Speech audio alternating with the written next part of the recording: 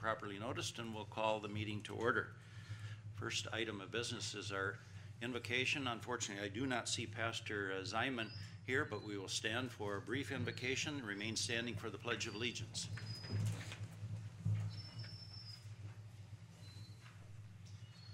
Oh God, our Heavenly Father, we thank you for this day. We thank you for the promise that you have given to us of new life, new generation. Father, we just thank you for all blessings. Guide us now in our deliberations. Father, we seek wisdom. We just thank you for all things and trust you today, Father. In Jesus' name, amen. I pledge allegiance to the flag of the United States of America and to the republic for which it stands, one nation under God, indivisible, with liberty and justice for all.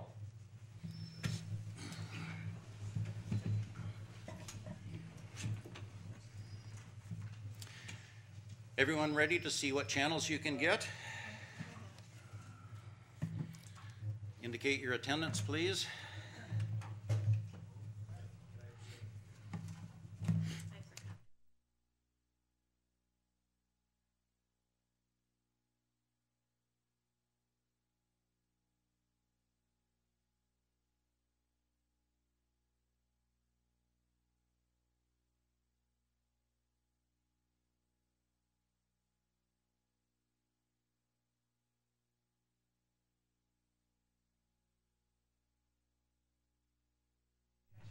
Okay, ready? Okay,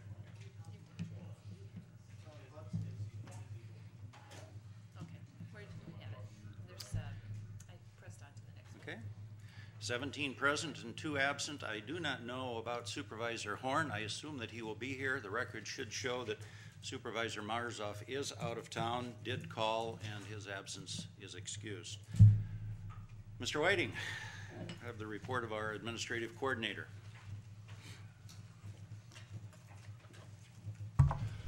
Well, good morning.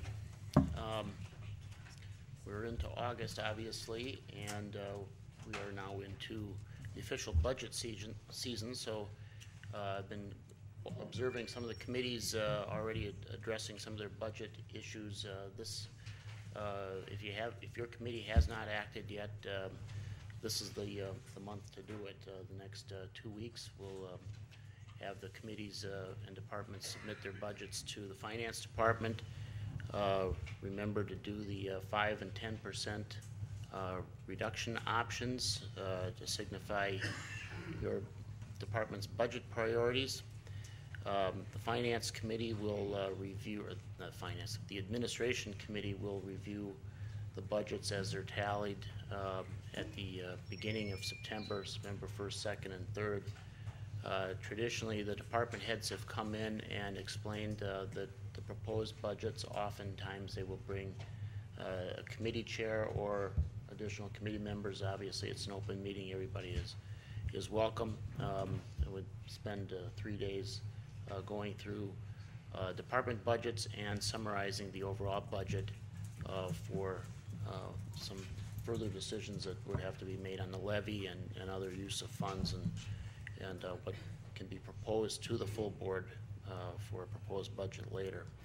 This year, as many of you know, a committee meeting of the whole is scheduled for September 14th.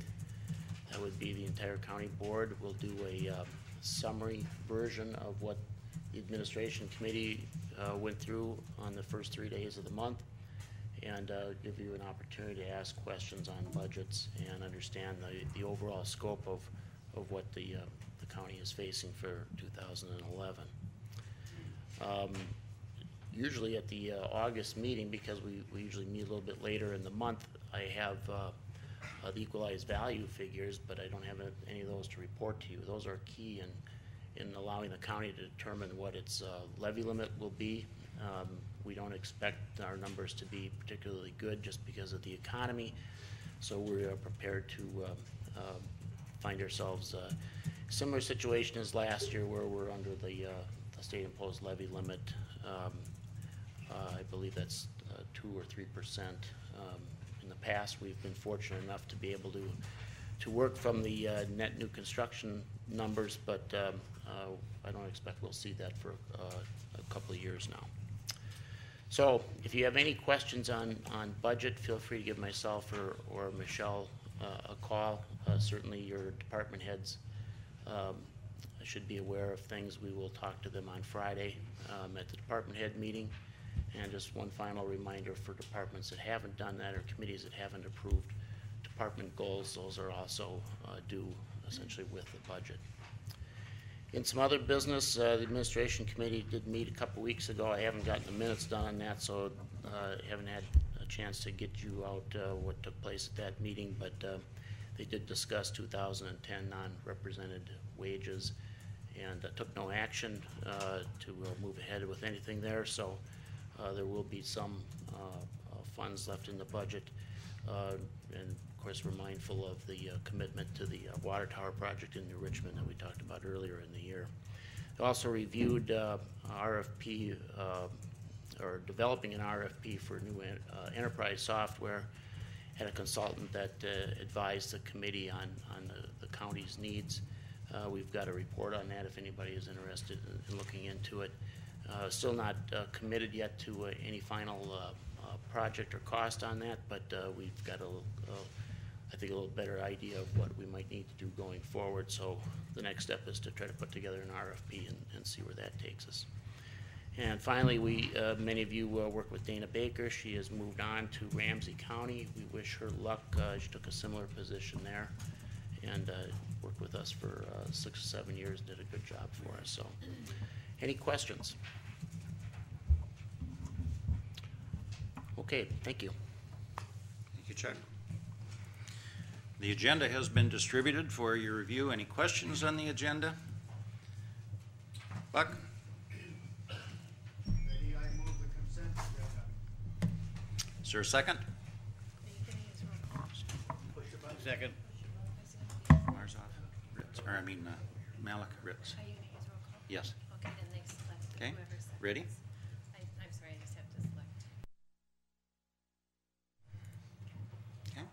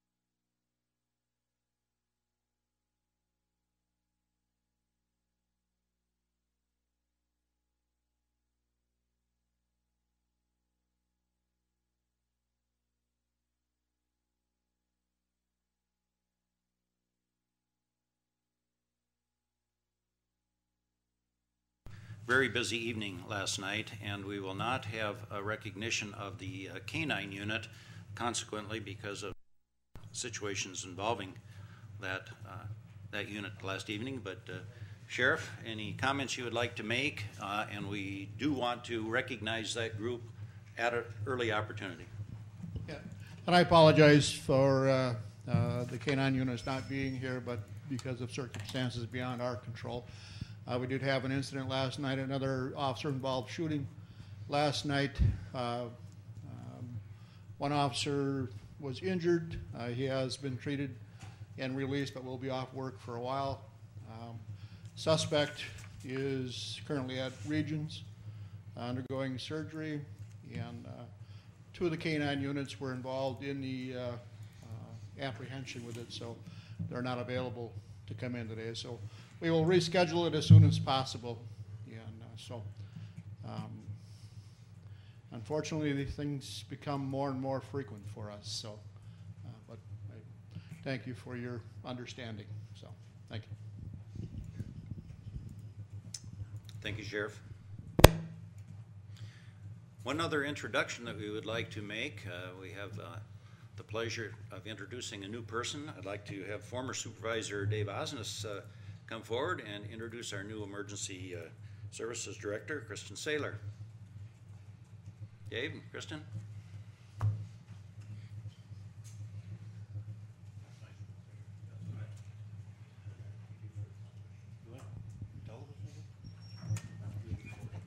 Thank you, Mr. Chair. As most of you know, with the exception, I think, of 4 new people, our Emergency Management Committee last spring, or this past spring and last fall, went through a great deal of thought and work, I guess is the best way to do it. And as a result of that, we went ahead and okayed the hiring of an emergency management director. I believe we had 48, Chuck, applications, and I am happy to introduce Kristen Saylor, who took over, about 6 weeks ago?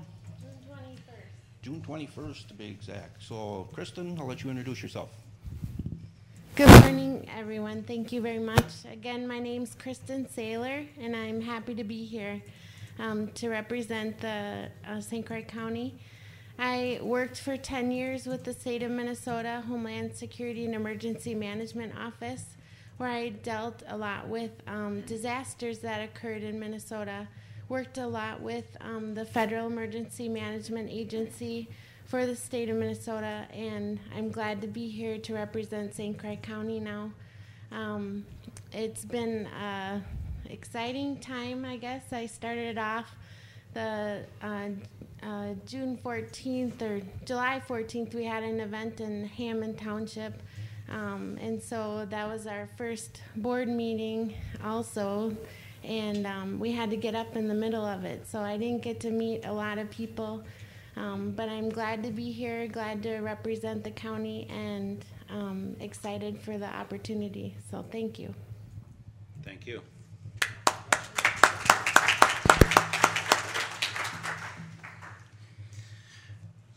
Direct your attention to a number of written reports that you have in front of you from the departments that are listed as committee and department reports today. We are going to have some comments from those respective areas, but I would encourage you to take the reports with you to peruse them, to read them, maybe even to file them for later reference. They will not be read verbatim in front of us today, but there will be some highlights and an opportunity for some brief questions.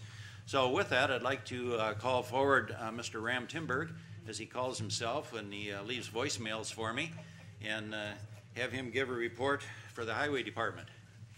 Timmy. Thank you. Yes, if I may. Thank you, and I believe everybody does have the written report sent out earlier. And it's just to summarize that, I just wanted to zip through it real quick. Page 1 and 2 is pretty self-explanatory. I won't get into those. If you want to zip to page 3, that's our organizational chart and just a description of how the Highway Department's laid out for your reference and some of our history of employees there. I'd like to focus a lot more on page 4. Our core infrastructure and responsibilities, our goals, and what we've been able to accomplish with those goals in 2009. And if I may go to the middle section of the page 4, one thing that's a hot topic these days is bridges. We inspect 187 bridges that are over 20 feet in length, and that's a federal requirement. But of those, 67 are county. The others are towns and villages. State takes care of their own. And then we have beyond that is almost invisible to the typical viewer is we got 11,100 more than that are bridges and culverts under 20 feet. And we do inventory those as well. And those vary on their length of life greatly depending on the soil types, like down in O'Galley and Pleasant Valley where the soils are more acidic. Those will not have the typical life. So a lot of our replacement programs are based on the evidence-based management type process and planning, and that's based on the inspections. So we do inspect those as well. And then we have over 8,500 signs, and And to point out on that, that's not in the document, is there's a couple manuals, the MUTCD manuals, the Manual for Uniform Traffic Control Devices. There's a federal and a state supplement. And I imagine Wisconsin would speak more to ice and deer and things like that to supplement those. And we are required, I think the last requirement was a 10-year replacement. And you'll note on the back of the signs we do have a date on them. And there is a process that we're required to go through now, night check and things like that. So we're looking into modifying that process as well. Then the core issues here are road maintenance goals. If you'll see that, item number 3, our resurface goals, we moved from 16 to 14 miles if we do our maintenance. And that's where we're really working hard on our maintenance. The maintenance is reshingling the house type things, that's paving, and changing the oil in your car, that's chip sealing. And if you don't do it, then you have major issues down the road. So that's a couple of our core items there regarding maintenance. So in 2009, we paved 9.9 miles, which is 70% of our goal. And we track a 6-year average. That's 9.88, so we are moving in the right direction there. Thank you. And then the chip seal goal is 56 miles per year. And in 2009, we chip sealed 32.55. We had to back off on some of those in 2009 for 58% of our goal. Bridges and construction, there is where we have the average life of 45 to 50 years, and our goal is 7 miles of road construction type work, which is widening road construction, rehabilitation, and full depth reconstruction. So we do a mix, and we hit 5.7 in 2009, which is 81% of our goal. You can see the 6-year average there. Then bridges, we didn't do any major bridges last year in 2009, but we try to package them up. Our goal is to do 1 a year, and we're at like 0.5. But there again, we use the inspection of the bridges to dictate, the plans for it. And I know that's a big issue with the Minnesota bridge going down a couple years ago. The state sends out a list, and on the list is the bridges that are ranked under 80. If they're under 80, they're eligible for a redeck. If they're under 50, they're eligible for a replacement under the federal program where you get 80% funding. So we applied for 3 just last month. And on the list is 10, but 2 are state, 1 was removed, 1 is completed, and the 3 are in progress that we applied that we're going to be building this year. And then so we applied for another 3, 1 of which is a county bridge. So that's only 1.5% of our bridges that are under 50. If you look at the 15 to 25% national average, I think that's pretty good. So just to focus on that a bit. And then those under 80 is more, but they're structurally sound. A lot of that's more cosmetic. That's page 4. Then page 5 is just to share with you the history of our condition ratings of our pavement. And that's one of the tools we use in our planning process as well. And there you can see that we're going in the wrong direction, and we're working on turning that trend around. And the page 6 here then shows our concept of preventive maintenance and the mix. If we mix our preventive maintenance, these are the federal highway charts that we shared several times with you before, but I thought it's worth sharing with you again, and that is for $1 spent on reshingling and changing the oil, you save considerable amount of dollars on the more costly fixes, plus it extends the life, and that's one of our programs we're working on. Then if you do a mix of both, the system condition increases. Or some areas, if you just do one or the other, the system deteriorates. Page 7 is our levee trends there. We like to share those as to what portion of the levee is highway, trying to keep a consistent trend there. And then we do a lot of charts, a lot of pie charts, a lot of formulas. A lot of our reimbursement formulas are based on quite some complex formulas with machinery management and some of the reimbursement radios and liability insurance and whatnot. But one of the formulas that I was thinking that I'd like to share, it was kind of interesting. Some of the pie charts and whatnot, there's a couple different ways to look at things and how to read them. And I know this is one that I thought was an interesting formula. that you can take it a couple different ways, but that's my biblical verse, as well as a formula with pi. That would be John 3:16. So just thought I'd share a little bit of some of the extras that we have available to us with our formula structure that we use so much at the Highway Department. But and then on page 8 is some of the tools we use with our programs, and this is just some of them.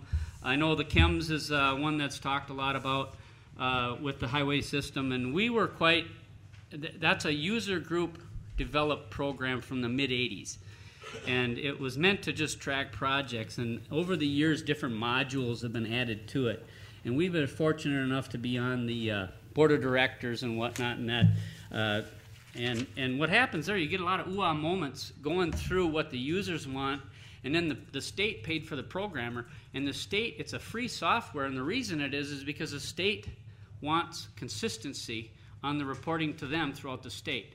And they can tell us what the chart of accounts are and whatnot. That's in the statute. So, and we were fortunate. We did we did a portion of the manual back in the mid-'90s. And so they didn't even update it yet because they cut their forces, and the person writing the manual was no longer with them. So the users got together and made one themselves. So that, and then the bottom two items on there, we have the WCHA website for your reference. Feel free to browse that. And then a new one, Finding Forward, is another resource for your reading pleasure. So with that, that's my report. Tim, Any questions? You. Any comments from the transportation chair or questions for Tim? Either one? Supervisor Hermsen. Thank you, Board Chair.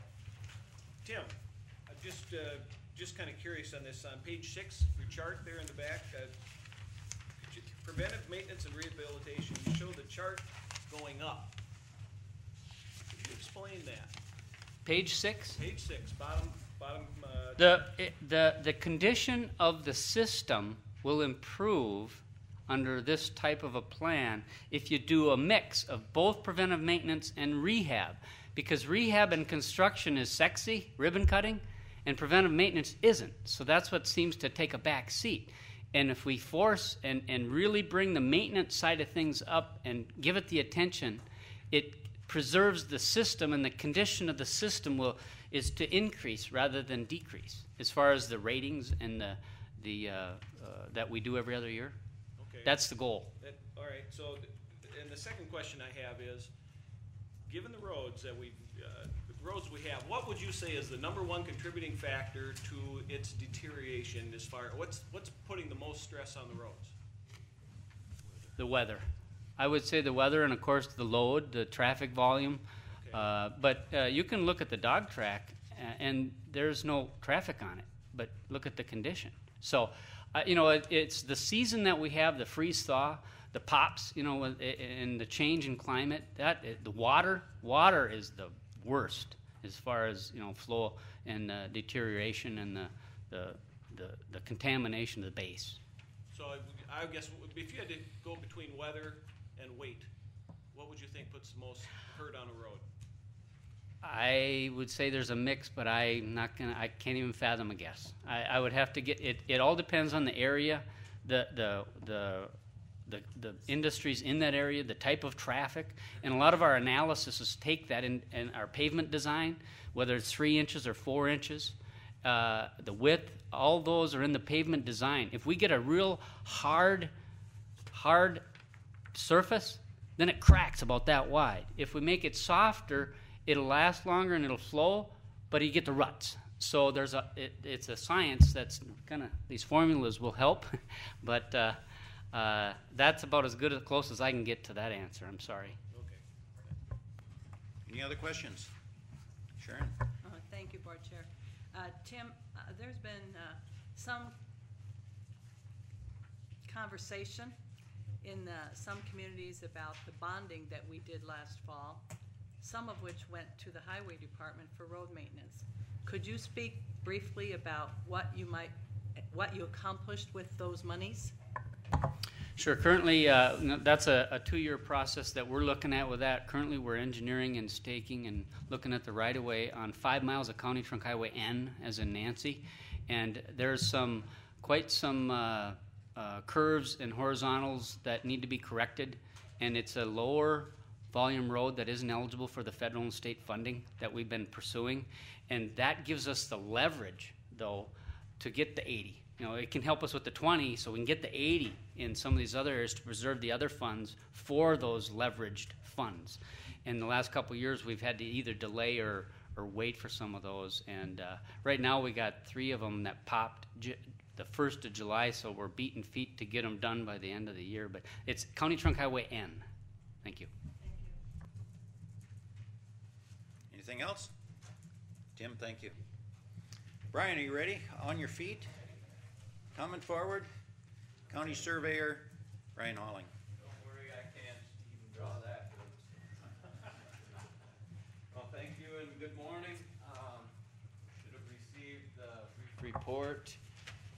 And along with that, I included this vision statement of the County Surveyor, which is actually taken from the Wisconsin County Surveyors Association handbook, and it's kind of interesting, and it kind of goes through and explains the importance of the public land survey system. And then getting into the report, I'll just briefly summarize, but as you can see, the public land survey system is a main statutory obligation of the County Surveyor's Office. In 2009, we had to attend to approximately 200 corners. These are existing corners that are out there, these PLSS corners.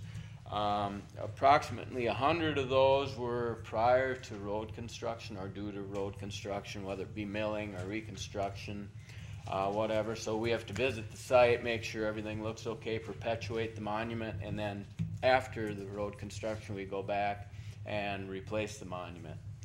And then about half of the other corners, approximately 100 corners that we had to visit due to some type of utility activity. And those are actually recognized through our county utility permitting process, which goes through the check sheet, goes through the county surveyor's office. We get to see the location. Wow, we got corners or monuments out there that we have to attend to. So as you can see, we're busy with the maintenance of the existing corners.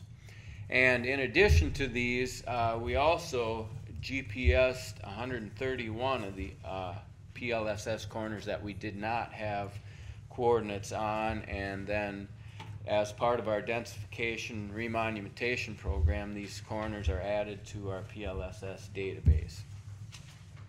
Another obligation of the County Surveyor's Office is to maintain the County Surveyor records, which these are maps of survey that are submitted by law to the County Surveyor's Office, which they're different from the surveys that get recorded in the Register of Deeds office, such as CSMs and plats. They're surveys, like I said, that aren't recorded in the Register of Deeds, that are submitted to the County Surveyor's Office, which we take a look at. Any revisions that need to be made, we'll get back, correspond with the surveyors, and then if it meets our standards, then we scan them and get the digital file in our database, and then we file them with the county surveyor's records. Next, the subdivision reviews. We do technical reviews of CSMs that are submitted to the county. In 2009, there were 36 CSMs submitted, creating 72 lots. That was down from 58 in 2008. Even though there are less subdivisions to review, it's kind of funny because there are more, we are seeing more maps of survey come in.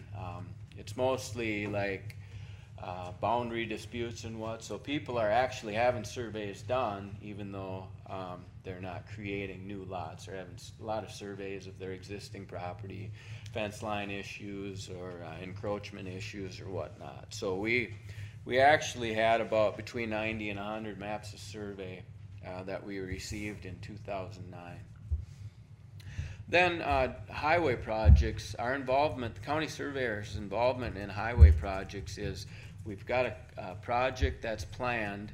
The county surveyor, we do the research in the existing right-of-way files, and then we actually do a highway survey, go out there, locate any existing surveys, shoot the center line and come up with an alignment. Then we bring that back, and then the engineering department takes over and starts the design process, and then they make a determination whether we need to obtain more right-of-way or easements, and then the county surveyor's office goes ahead and drafts the deeds or any legal descriptions to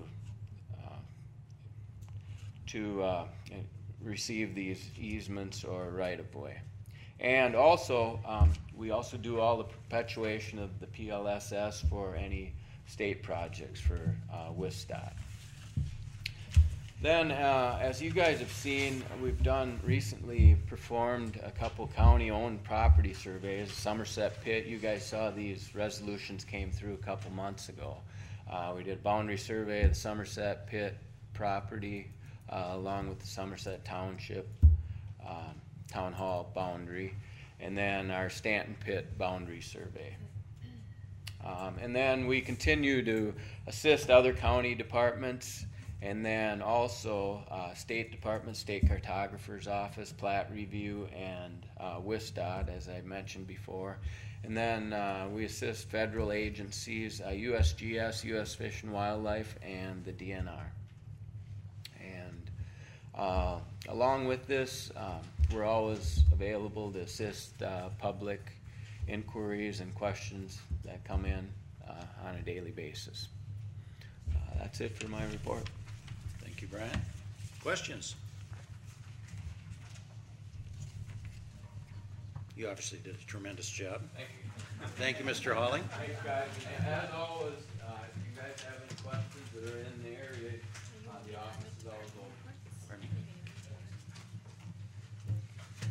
me. Mr. Tobin, you may present yourself. Building Services Department, Mr. Art Tobin is wrestling his way forward. No comments on the shirt.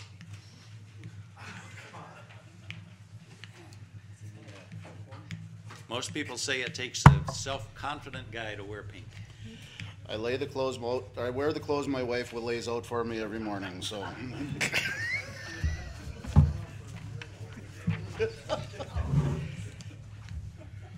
Good morning, everyone. Here to give our 2009 annual report on building services. Through the course of the year, the report was laid at your stations this morning. Again, passing over the mission statement and the business responsibilities, going right directly to the goals that we received or were able to do in 2009. We worked on a massive HVAC plant. We did the roof here at Hudson. We also worked on the west side walls here at Hudson as well. We did a lead paint and removal up in New Richmond. We also worked on going over the bullet points. We also worked on the lighting audits through all three campuses and completion of the suite of ADRC, and we changed out on that, and also with HVAC as well. Our goals that we're working on through 2010, our long-range planning facility. We're in the final stages of completing the roof out at Baldwin Ag, where we tore off not only all the shingles, but all the complete decking as well, and changed all the venting and that as well out there too. We're currently going through energy studies and doing that at all three campuses, doing it at New Richmond, Baldwin, and Hudson. Our goal is that we're going to try and lower our energy footprint. We're going to try and lower our budget by 5 to 10% this year. So that's what our goal is.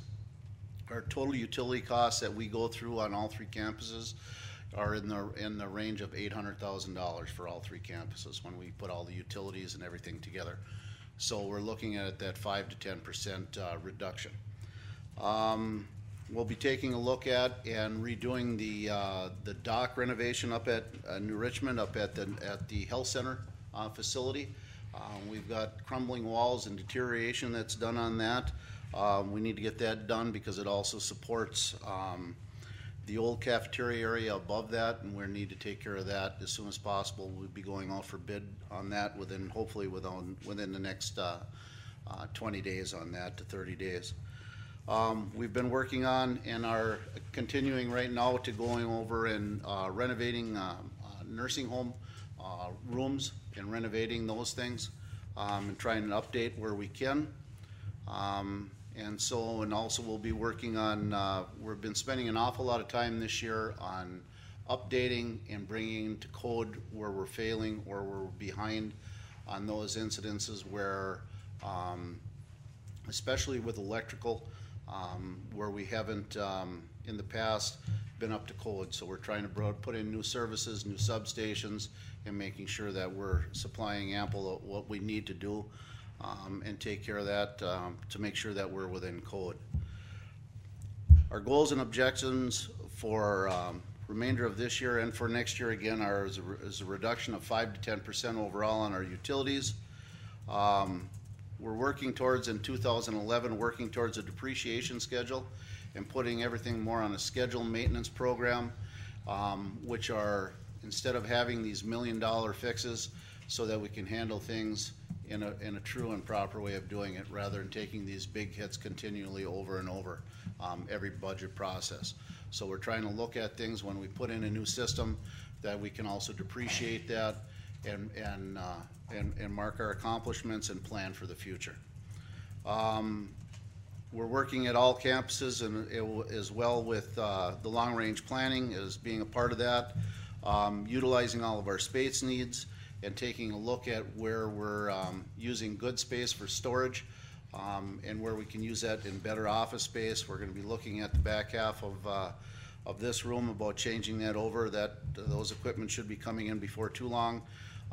Using it for, instead of using it the 1-2 days a month, to be able to use this area as a meeting room and better utilize the space that we're short of. The biggest thing that I'd like to do within staff this next year is work at increased education and cross-training for our staff, better utilizing people, less time, and better response time for people to be at sites when we have emergencies and those things coming on. So that's a big goal on the inter-office part for our department this year is cross-training for all and education for all of our employees within. The biggest thing that we're working on, I think, within the department is the completion of phase 2 and phase 3 of our long-range planning, facilities planning ad hoc group, and we're working on that to try and take a look at space needs, building needs, and planning out and mapping out the future over the next 20 years for the county and trying to put our best foot forward. So a couple of the other things that we're looking at, just a couple of the bullet points that we go through over the year. I looked at, have been looking at and tracking what we do for work orders through our system through the year. We average on the average of last year, 2009, about 2,800 to 2,900 requests for work that we've got from the 40 different departments within the county. Looking at what we've gotten so far that's coming in to this date from January 1st of 2010, we look to break that by about 15% for requests that we've gotten from departments, from them same 40 departments. So we're looking at 15% more requests for work than what we did in 2009. So with that, I'd like to talk more, but Tim used up all my time, and they said I just couldn't talk very much more. Any questions from supervisors, comments? Thank you very much. Thank you, Art. Mr. Boron, sir. This will be your report, which also is in front of you. Information technology.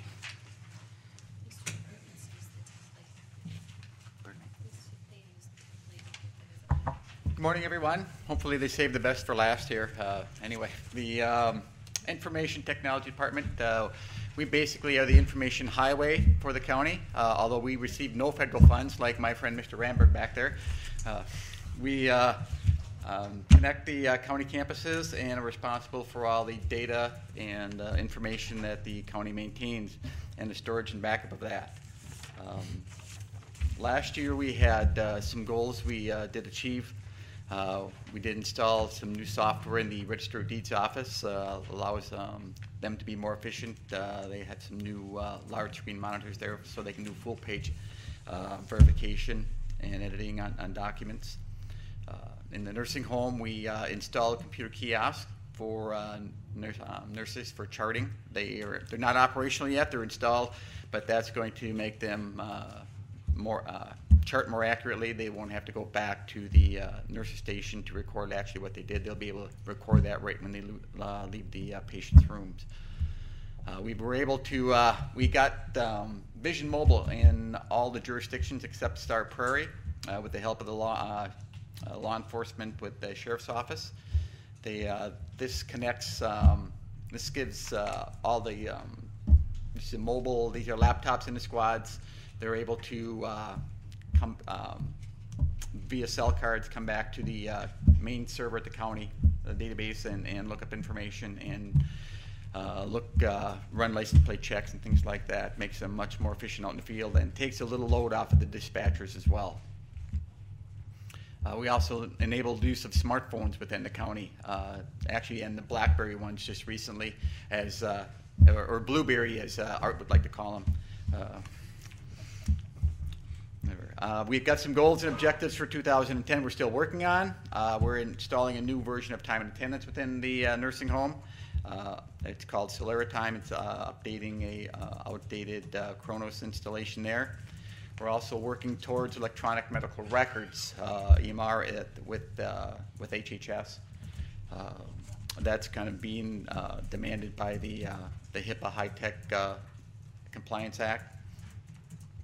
We're also developing a new website, which we're very excited about. That's going to look for that. That should be coming out here. We're hopefully we'll have that live right after Labor Day. So we've got about 1 month yet for departments to get their information in, and we're looking forward to that. That's going to take a little stress off our department. Actually, these departments will be able to self-manage this website, so they won't have to wait to send changes into us and we'll have to put them in. They'll be able to do that on their own. For those that want to, we still maintain those departments that aren't comfortable with that. And we also have a upgrade of our email system scheduled here for the end of 2010.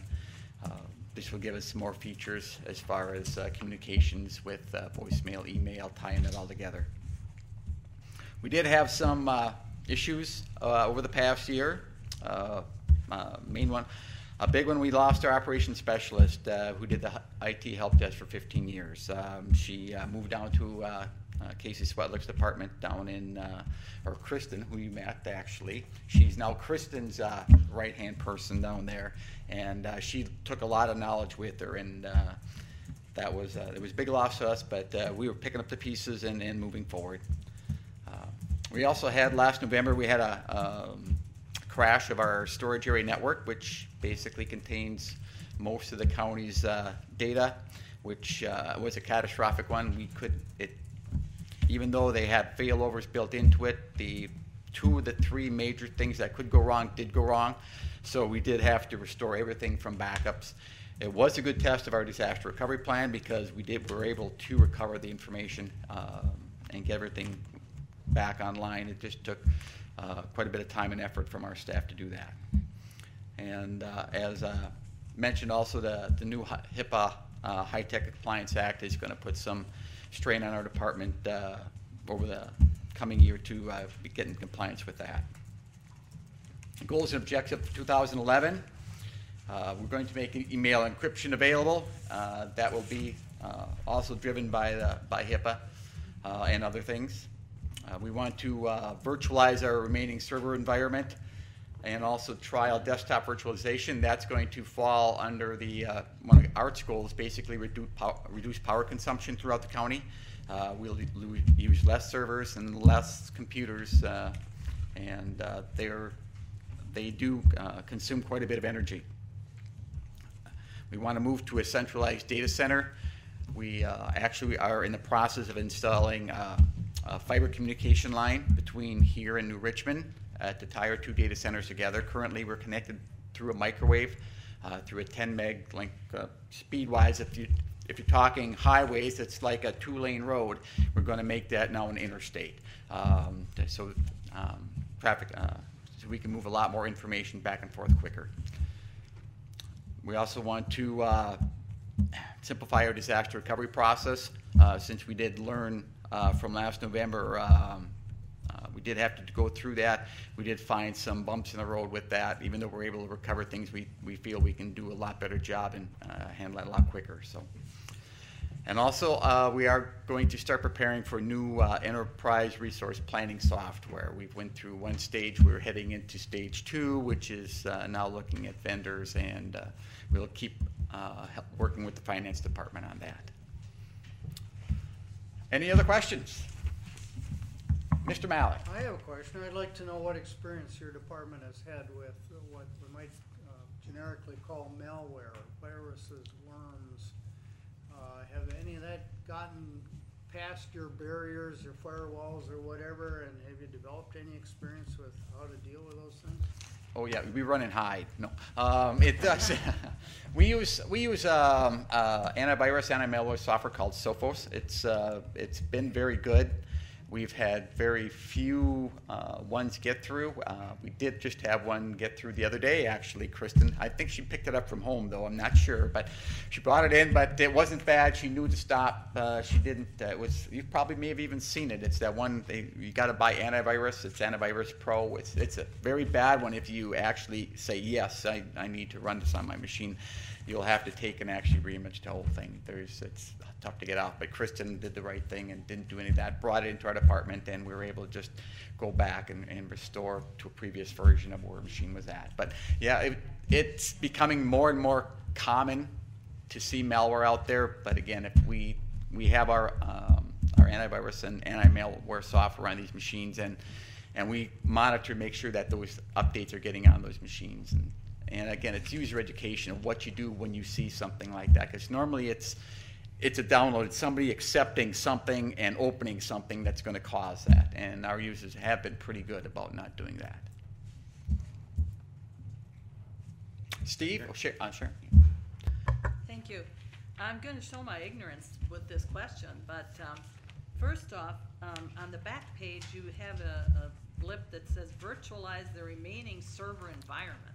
Yes. What does that mean? And Well, then I have one other follow-up question. That's fine.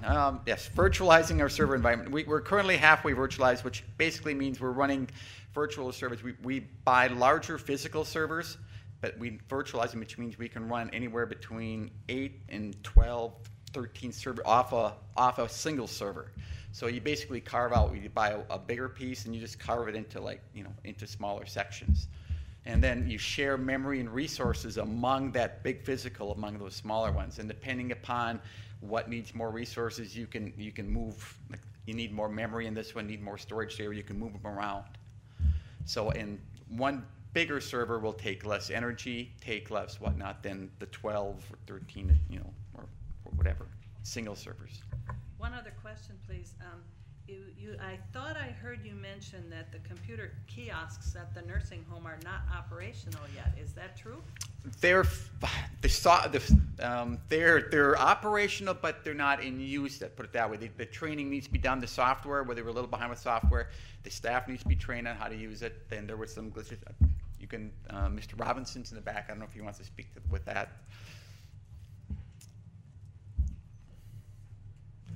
You weren't expecting to be brought up, were you? No. Okay.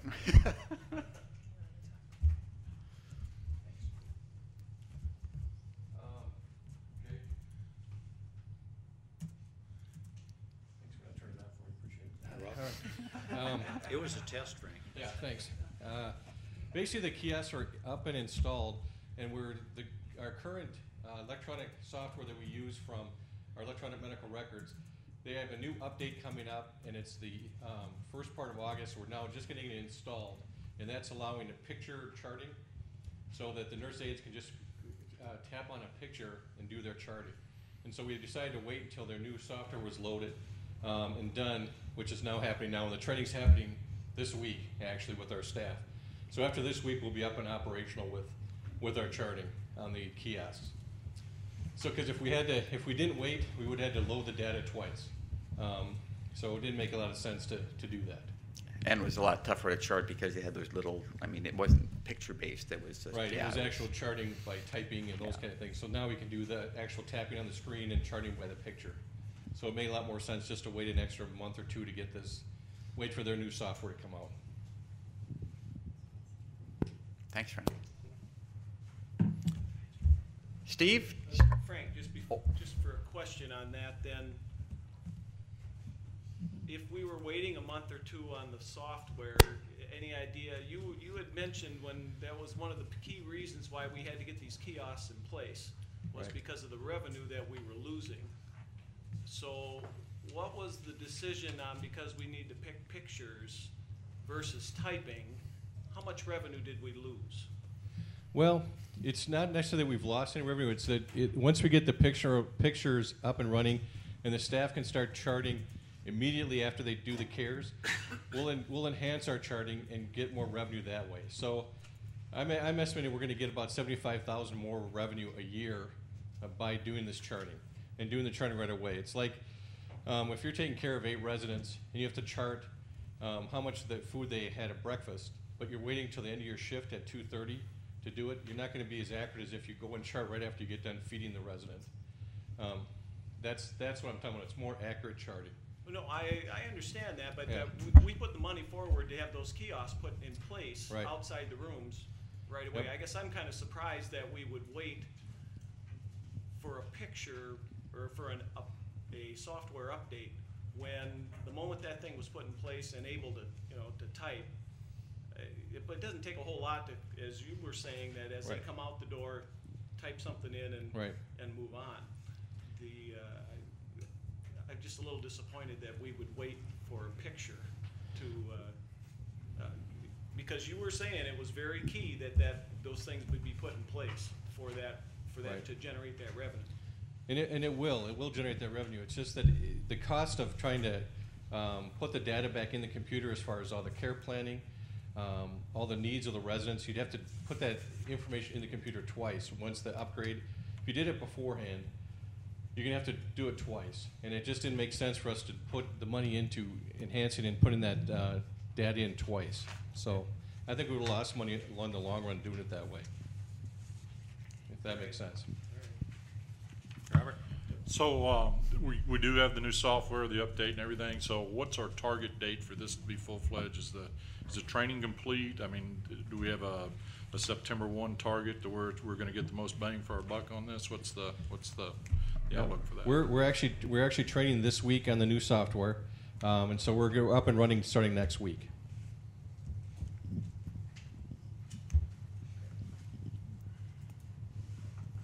Great, thanks, Frank. Thanks. Are there any other questions or comments before I come back to a repeater? Any other questions, comments? Steve? Well, thank you, Board Chair. Now I'm going to come back to Tom on his objectives for 2011. I notice here you're asking to replace the non-supported storage array hard network of your SAN storage. I'm assuming that'll be question 1. If you can talk a little more detail to that. And the second piece I'd like you to maybe expand on is the move towards a centralized data center. I thought we only had one. The simplified disaster recovery, I'm assuming, is going to be in conjunction with the upgrade, the SAN upgrade. Absolutely. So I guess I'd like to hear a little more. All right, on that. let me give you a little recap of that. Okay, the replace the non-supported SAN storage area network. The current SAN we're using now is MPC. I don't know if you're familiar with them. They went bankrupt. They purchased Gateway here a few years ago. That obviously was too much, more than they could. They bit off more than they can chew, and they went down. So that's what we're running with. That's the SAN that crashed in November. We brought it back to life, but again, there's no support on it, and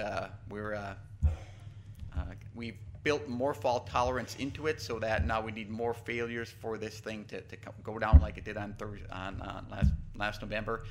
So I'm comfortable running it now, but again, it's one of those things I don't want to go through that type of disaster process again. So that's where that's going from. The data centers, we actually do have a data center in Richmond and one here. The main one is here, but because of we only have a 10 meg link between here and New Richmond, we can't move a lot of data back and forth across that microwave. So anything residing up in New Richmond, which is their Echo nursing home software, their Health and Human Service software, which is Echo, they have their own mail server up there. So we'd like to centralize that, and this fiber line that we're going to run between the two allow us to centralize one center, and we'll use the Richmond site as a backup, basically a backup for disaster recovery site where we'll keep minimal stuff there, information there, but in case we would have a problem here, we would be able to fire up servers up at that location. I think that's it. All right, thank you very much. Thank you. You probably noticed a certain similarity between the report format that Tom used and Art used. This comes as a result of a template that we have developed. We're trying to move in the direction of standardized reporting, crisper, bullet points, specific information, goals, and objectives. So if you see a certain similarity between these two, they're both using that template, and appreciate that very much. I think this would be easier for us to digest information if we're using some common formats. Supervisor Rebels. I would like to encourage everyone, though, to get these reports out ahead of time. We get a chance to read them before we sit down here and can formulate questions at that Absolutely. point. It's a work in progress. And final report, Fred Johnson has distributed for you a fairly substantial amount of data. Fred is just going to provide a very brief overview of that. He told me 2 minutes. I've never seen Fred able to speak for only 2 minutes, but we'll put him to the test this morning. Mr. Johnson. Starting now? You're running. This is a compilation of the reports that this committee has heard from the various Health and Human Services departments. If you look at the document, go into the third page, it'll give you the table of contents. Starting from the nursing home all the way to the ADRC and aging departments. So you've heard these reports, so I'm not going to go into them in detail today. The only thing that I would do is draw your attention to the very last page of the document, and that is all of the audited numbers for our Health and Human Service, all the various funds that comprise the Health and Human Services Department. The first one is Fund 225. You can see the audited revenues. You can look down a little bit further and you'll see all the departments that encompasses. One footnote that I would make on this audited statement as compared to previous statements, the long-term support line item is about $2.1 million in audited expenses. That is down significantly from about a $15 to $17 million budget in previous years. That's because of long-term care reform. Community Health Partnership has taken over that program. You can look at Fund 600, Nursing Home. You'll see the audited revenues and expenses. And on the back page, you have Fund 300, which is the Aging and Disability Resource Center. You'll see the revenues and expenditures. Fund 205 deals with all of the aging revenues and expenditures. And Fund 625 is St. Croix Industries. Just a note on St. Croix Industries, that was initially planned to be broken off as an enterprise fund. It was changed to a special revenue account at some point, I think in 2009 or early 2010. But you can see there that the total revenue is about $2.6 million with expenditures about $2.1, so a relatively healthy fund balance for St. Croix Industries, as their primary source of revenue is state contracts, the contracts with the Community Health Partnership and the new state program, IRIS, which is the self-directed program for consumers to that have long-term support needs. So those are all of the various department reports, audited financial statements, and if you have any questions, I'd be happy to answer them, but I think my 2 minutes are probably up. Any questions for Fred? A lot of information. Encourage you to take this with you. Get back to him if you've got anything specific. Supervisor Malik. Looking at the last page, it looks like the revenues exceed expenditures in every one of the funds, which is a good sign, I think. What happens to the money that's, it looks like it must be at least 600,000 of excess of revenues over expenditures now that the audit is completed? It would depend by fund. If it is earmarked revenue that can be carried over for specific purposes, and I don't have that detail in front of me today, but on some of the aging programs, there are specific dollars that are earmarked for transportation funds that we can't spend and put back to the county general fund. The Aging and Disability Resource Center really has two primary revenue sources, and that is state GPR dollars, general purpose revenue, and medical assistance administration. All of the staff there do 100% time and attendance. So based on their percentage of Medicaid billable hours, they're able to draw down additional revenue. What we had anticipated in that budget initially was about $632,000. It ended up being about $679,000. Again, that's because the staff are reporting more billable time. The issue there is a question mark on what the state will do with those surpluses, and we need to talk to the state about how that surplus will be handled.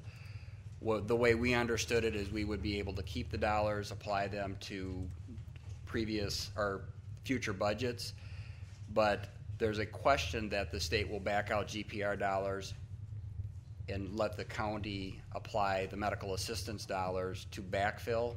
So we would be held to a contract level of $632,000. So the issue at hand then is there's an incentive to spend every dollar that you earn in terms of the revenue, or the state will take it back. So that's a clarification we need.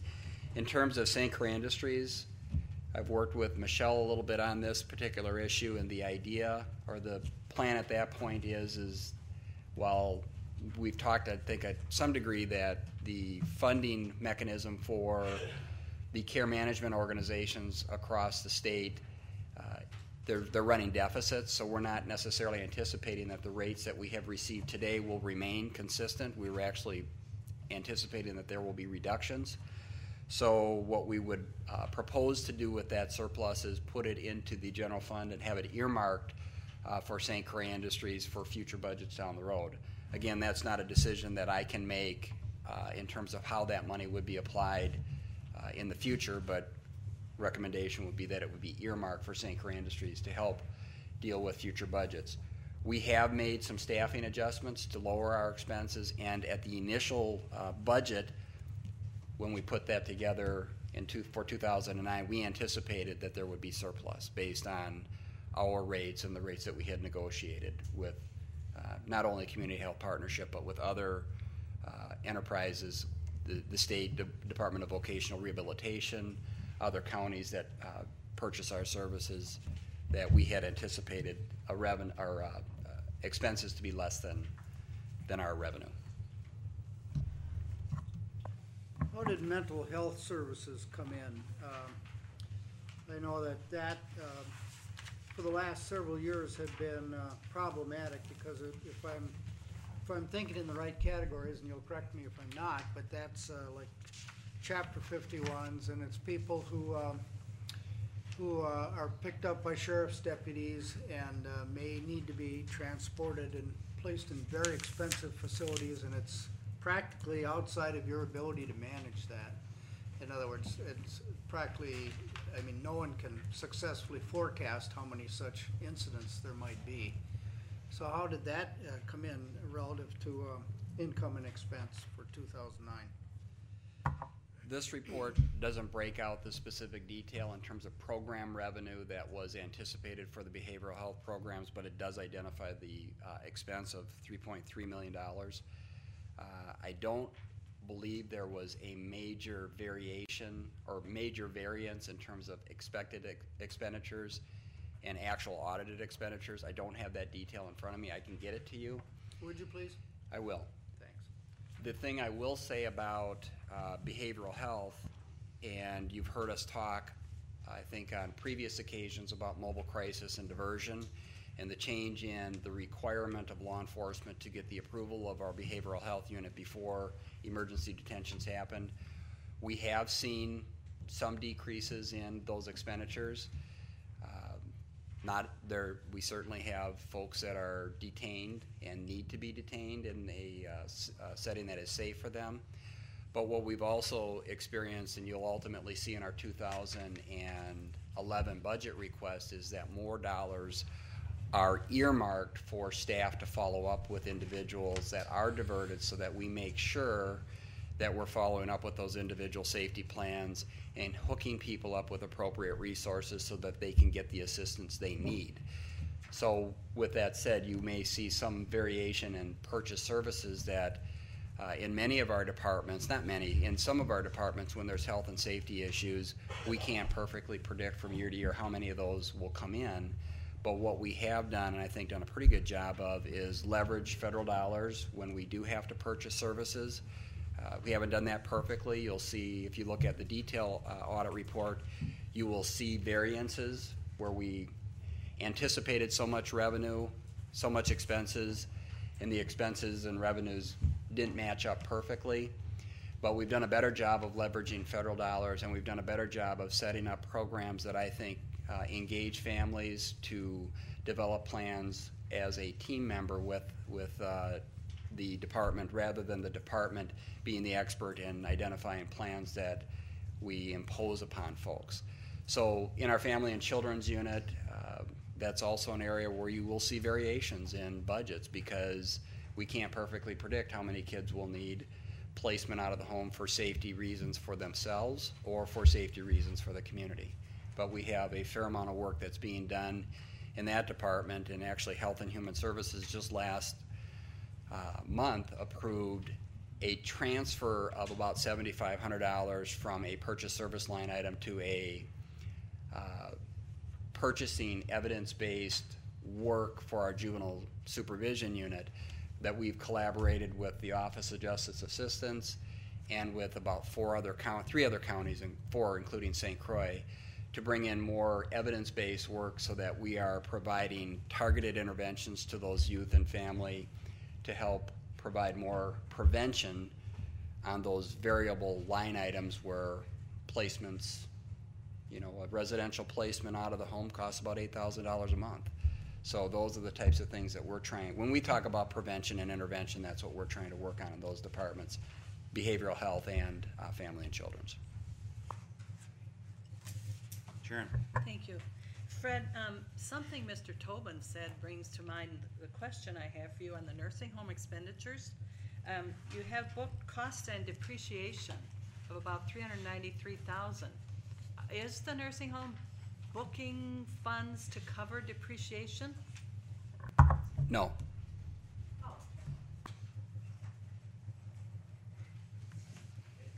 I'd defer to Michelle if she wants to expand on that answer. But no, we budget capital. We're able to book depreciation costs that ultimately help our reimbursement on Medicaid and Medicare. Is that correct, Frank? So that's why you will see them in the audit report, but we are not putting forth a separate budget that sets aside depreciable dollars so that we can purchase items when they fail. Any other questions for Fred? Thank you very much. We are on schedule. We're going to slide right into the report from SEH, but prior to doing that, let's take a 4.5 minute recess, and then we'll reconvene. Is the timer running? Timer's running. These came through just yesterday. Yeah. So we just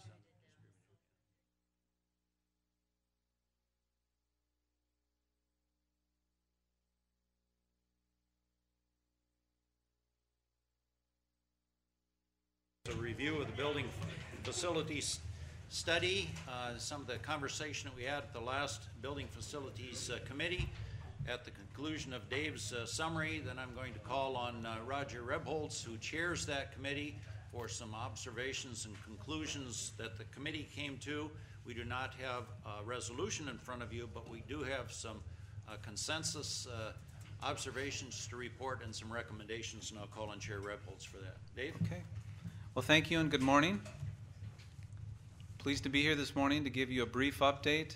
I'm just going to give you the very abbreviated version this morning, so if I leave something out and you have questions, please let me know. There should be on your desk a handout with the full presentation here, and I'm going to skip through parts of this, but also have some extra copies back on the back table if anyone back there would like to follow along.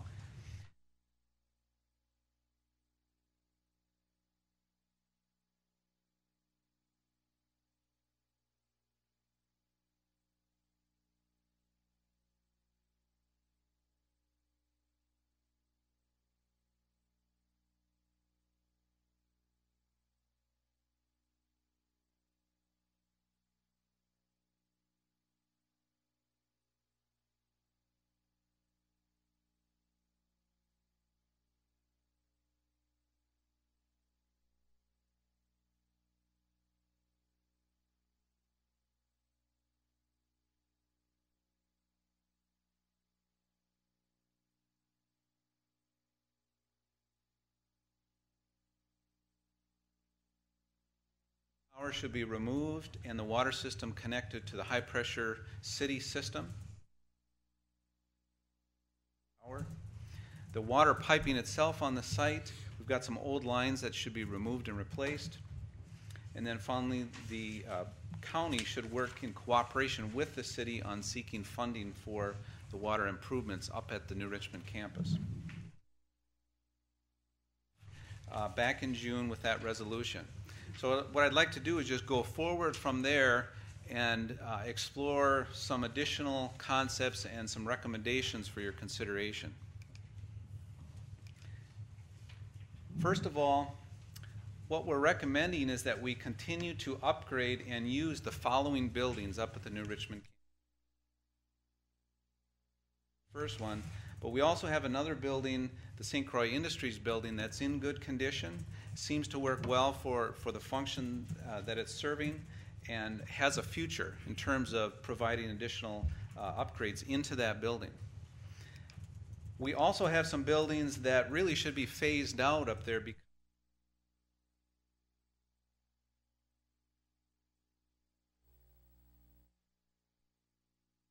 something different.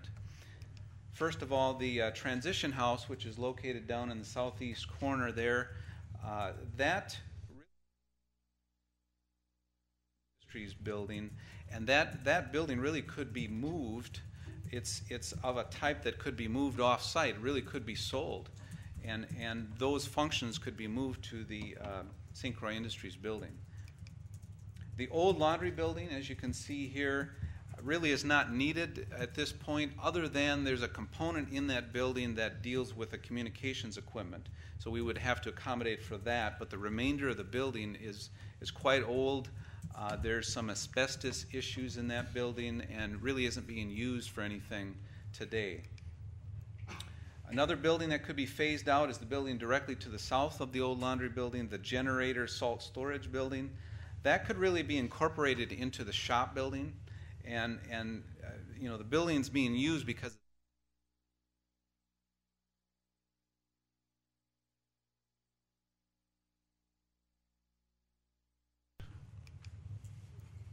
the shop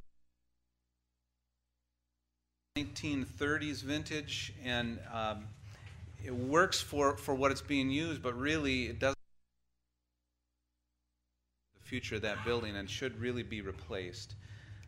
Perhaps in conjunction with another project, such as the HHS building. As we talked about, the HHS building should really be replaced in the future. So if we look out into the future, there's some buildings we feel are worth saving, worth putting more money into, and then there's some other buildings that we really feel don't have that value and should be phased out.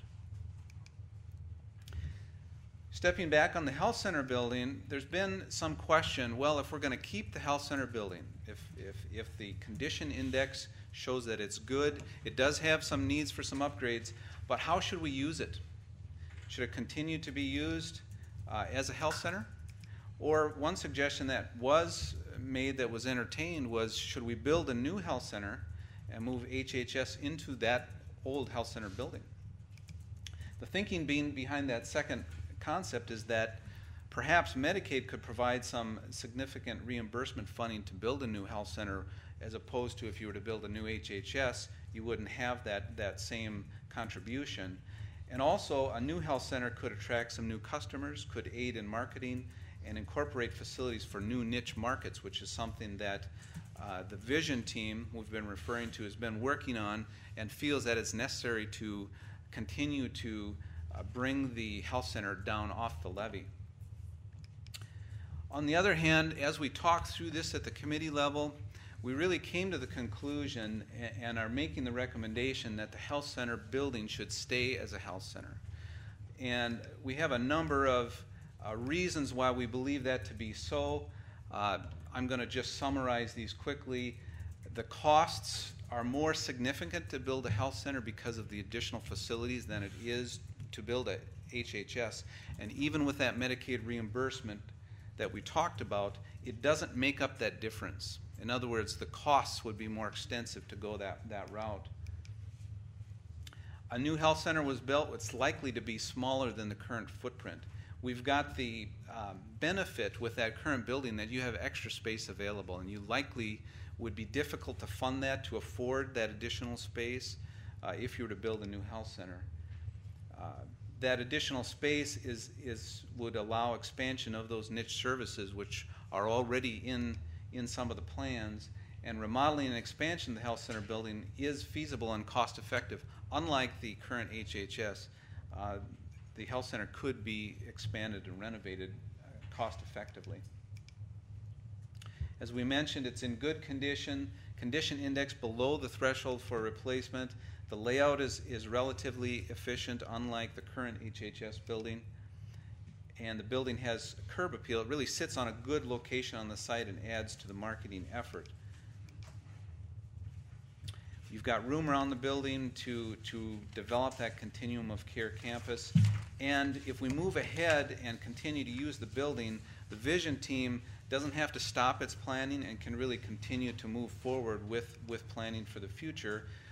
One of the main goals is to get the health center off the levee, and that would be reached much sooner if we continue to use the current building. So then, just jumping ahead quickly to the HHS building, we talked about, well, what is the plan going forward for HHS? And at the committee level, the Long Range Facility Planning Committee, we talked about kind of a order, if you will, of how to look at this. First, we think we need to clearly identify any excess space that's already available at any of the campuses that could be used for any HHS staff. We're still working on that as part of our study. And then we're also looking at these concepts that have come up, the work from home concept, what they call the hoteling concept, which is a concept where generic office space is created and people essentially work with a laptop and they're more mobile. They don't necessarily have a permanent office space. They could work from home. They could work in various campuses at more of a generic office setting. Hennepin County is an example of that. They've been going to that on a wide-scale approach over there, and it has been working very well. So we've been talking to them to see how that's working, to see if there's a place for that here in St. Croix County. Also, construction of appropriately sized new HHS buildings should only be considered after these other options are evaluated. And so what I'd like to do, if you're following along in the handouts, I'd like to jump ahead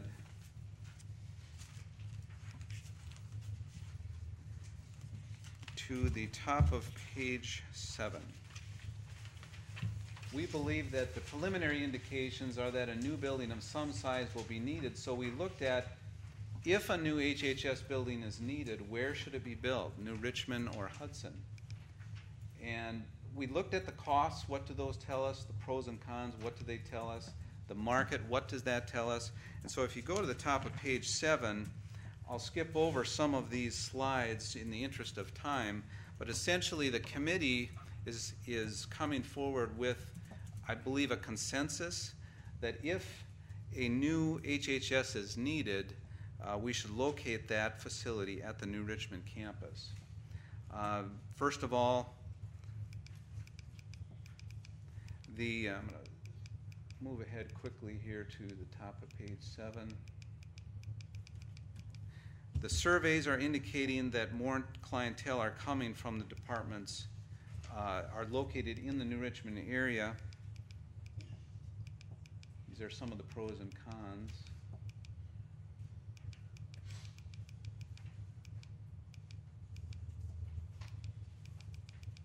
At the market as well. And so here's a recommendation that we'd like to just talk about briefly.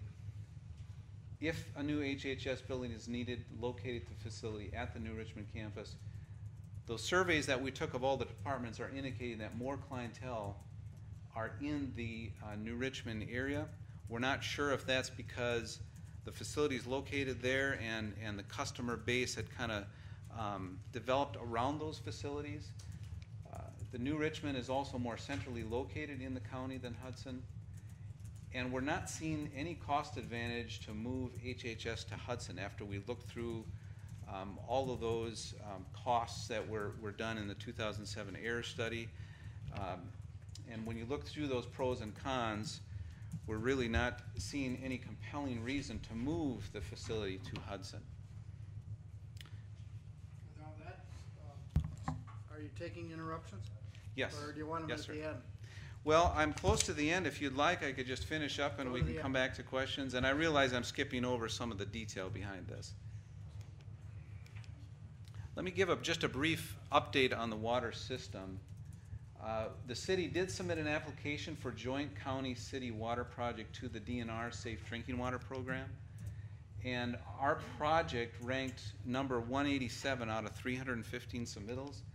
Unfortunately, the funding only went down this year for the top 31 projects. So we did not receive funding for that water system project for this particular year. We will have an opportunity to submit again next year. And we did talk to the city to find out what their plan was. At this point, they've put their water tank project on hold until next year or until more water demand is needed in the northwest part of the city. So that's just an update on the grant situation. In terms of next steps for the county, there are other grant opportunities we could continue to look for. Other options that could be taken at this point would be to begin schematic design of improvements to confirm those the project layout and the cost estimates that we talked about, and also allocate money in the 2011 budget for construction of those water improvements. So the county could move ahead on your own without the city. You could also, as mentioned, you could look for additional grant funding for just the county project. Real quickly, our tasks completed to date, you're familiar with the facilities assessments, identifying costs for repairs, determine the condition index of those buildings, evaluate options. We have explored strategic partnerships with both New Richmond and Hudson. Just recently, we met with Hudson. Tasks remaining to complete the New Richmond campus planning, explore strategic partnerships. We've got one contact left to make there with Baldwin. We'd like to see if there's any interest there in terms of sharing facilities with the village of Baldwin. We want to finish our survey analysis, identify options to accommodate growth at the various departments, and then complete the space usage and efficiency planning. And then that would involve how much space can we free up and how can we make our layout of the various departments as efficient as possible. We are on track to complete Phase 2 by the end of this year. Phase 3 could begin in 2011 if the county desires to move forward with that. We talked about some different tasks that could be included in that, document all our work in a written report in more detail. look at some implementation tools for the county, some various schematic designs if the county would like to move forward with projects, and special studies and projects. So we'd be kind of formalizing what that would include if the county chose to move forward sometime around the end of the year. Okay, I know that was quick, but I've gotten the sense that a lot of people are already up to speed on a lot of these issues, so I didn't want to labor the points too much. Is there anything I can answer for you or clarify, or if you'd like to go back to talk about anything? Supervisor Malik, with all respect, will you hold your question? I'd just like to have Chair Rebholz simply summarize the last Building Facilities Committee meeting, which really comes off this PowerPoint, give the recommendations, and then we'll go to questions. Yeah, at the last Buildings Committee report meeting, the decision was made that on our back to the balance of the board with a recommendation that we keep the HHS building in New Richmond, but that means to tear down the old building and build a new facility after some of the things that Dave has talked about here this morning, because we want to utilize all the space in the county we can use prior to building another building. And that was the consensus of that group. Supervisor Malik.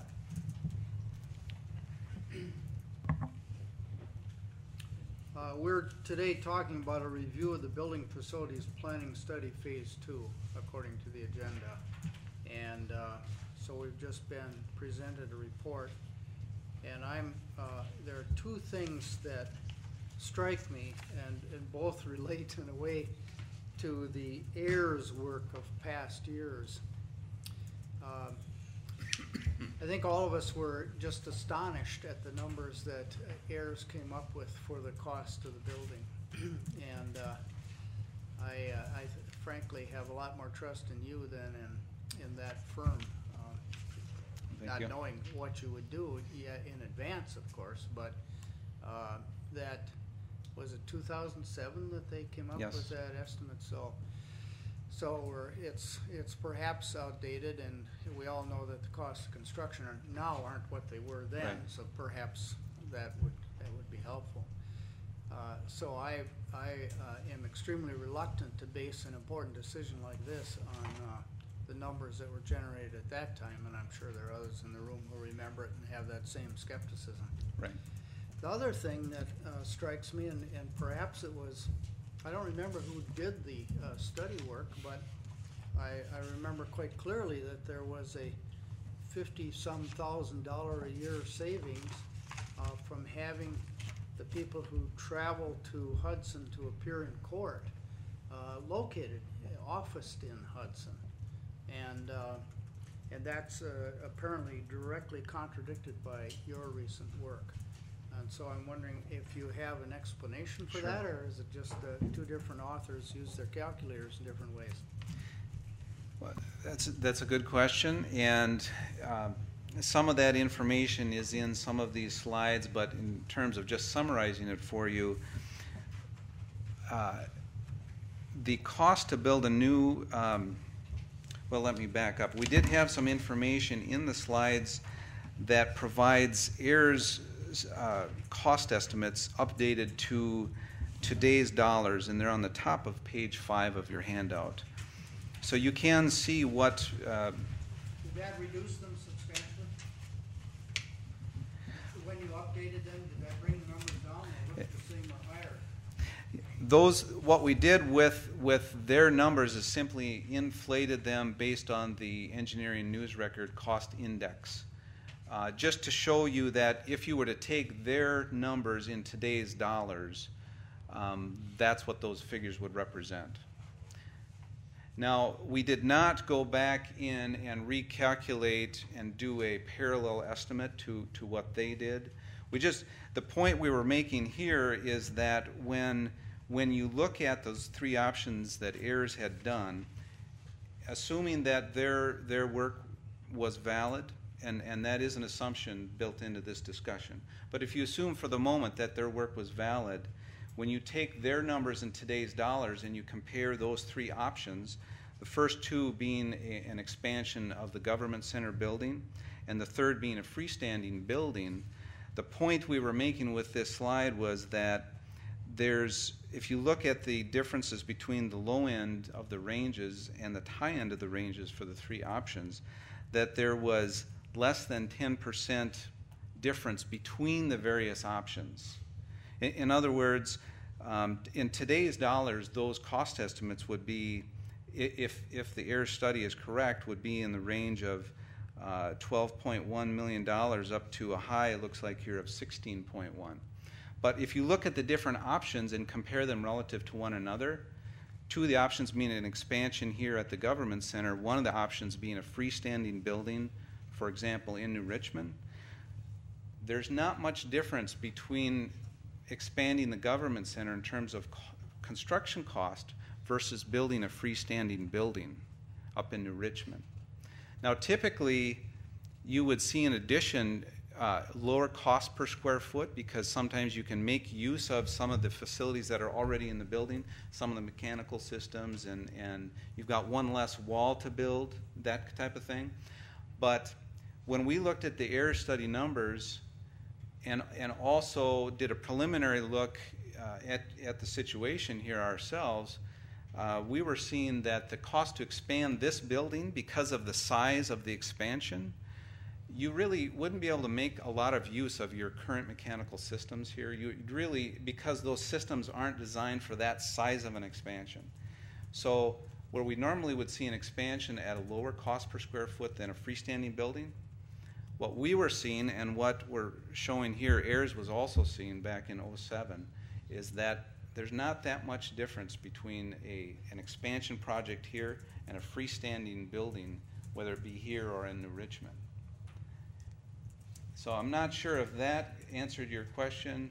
Well, it still shows the freestanding building as more expensive than the addition, if I'm reading this correctly. So, and the cost of the travel of the employees is also going to be disadvantageous. Right.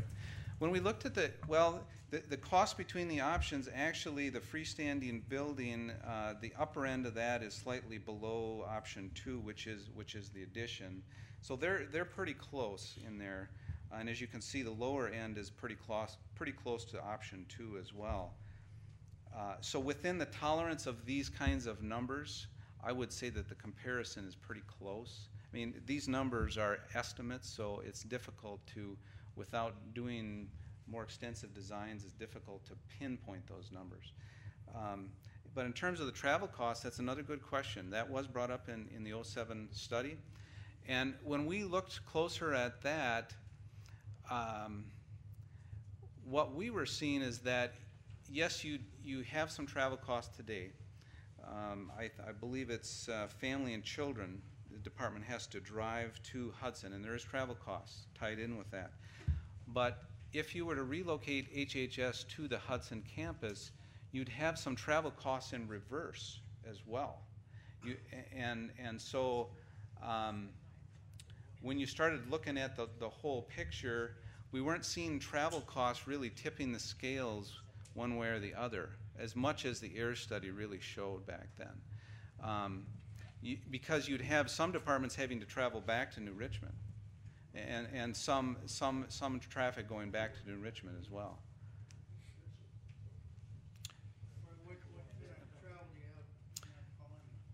I think Fred has clarification on that. Supervisor Wentz? One of the things that we have discussed with Supervisor Horn, who is the mayor of New Richmond, is possibly using some of the facilities that they have available at the Civic Center at New Richmond. They also have a municipal court that they hold in the basement, but otherwise the chamber upstairs is not used. And so that would be available for us to have used as a courtroom, and we would have traveling judges. There has been some interest expressed by 2 of our judges that they would be willing to do that. And so instead of having our people travel here to Hudson, we would have those cases heard in Richmond, and there would be a place for them to be, and it could be held in the Civic Center. And while this has been talked about several times, we're hoping that we can come to some final agreement on that, as well as getting the judges on board. So that would solve our problem there, and I don't know what Fred was going to add to it, but we were very excited that we would be able to have some sort of a working agreement with one of the municipalities within our county, and that's something we're striving to work towards. Just to add on, excuse me, just to add on briefly to the evaluation that was done that threw out a $50,000 number in terms of travel expense and lost productivity. As we looked at it in the committee, we also looked at it, and it was on one of the slides, if the county looks and can find additional space within this structure to maximize efficiencies, location of the building in New Richmond could become less problematic in terms of that travel back and forth. Meaning if we had a satellite space or a larger space where we could have some of those family and children staff that could have a hotel concept, if you will, and when they have court, they report there and have space to work rather than go to New Richmond, get their details they need for any particular court hearing, drive to Hudson and back. So if we are able to have satellite space or a more permanent solution for not only the family and children's department, but maybe other departments as well that are here routinely, that makes where a hub, if you will, the main building, the location of the main building a little less relevant. The other, or less of a concern to me in terms of that travel expense. The other piece is if we are able to implement a process where we allow staff to work more on a remote basis, it becomes even less problematic in terms of that lost productivity and expense. And when we did look at that several years ago, what we tried to do is just isolate costs going to court and back. So we tried to eliminate, well, if you got to travel to New Richmond or Hudson to see clientele, well, that's kind of a wash. What we try to look at is only those trips that were for court and back, and if the judges and the court system are able to work something out with the city of New Richmond as an alternative to have our juvenile court hearings at the New Richmond City Hall, that would make the concern about the $50,000 again less. Sharon. Thank you, Board Chair. I have a couple questions. On the Ayers study, do you know what square footage Ayers planned and what square footage a freestanding building would be? And if we're looking at hoteling or off-site work, do we need the square footage that's apparently described in the numbers on page 5? The Ayers study estimated 45,000 square feet for the purposes of these calculations. And that was based on a detailed survey of staff that they had done at the time of the various departments, as well as looking at some rules of thumb and trends and other things like that, and allowing for some growth. So that 45,000 square feet did allow for some growth back then. At this point in time, we're talking about what that square footage would really be today if a new structure was needed. We don't have that pinpoint yet, but that number will be influenced by whether or not the county pursues the work from home and the hoteling and those other concepts.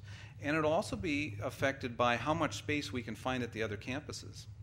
So my inclination is, in response to that question, is that it's likely that that square footage may be reduced from the 45,000 square foot.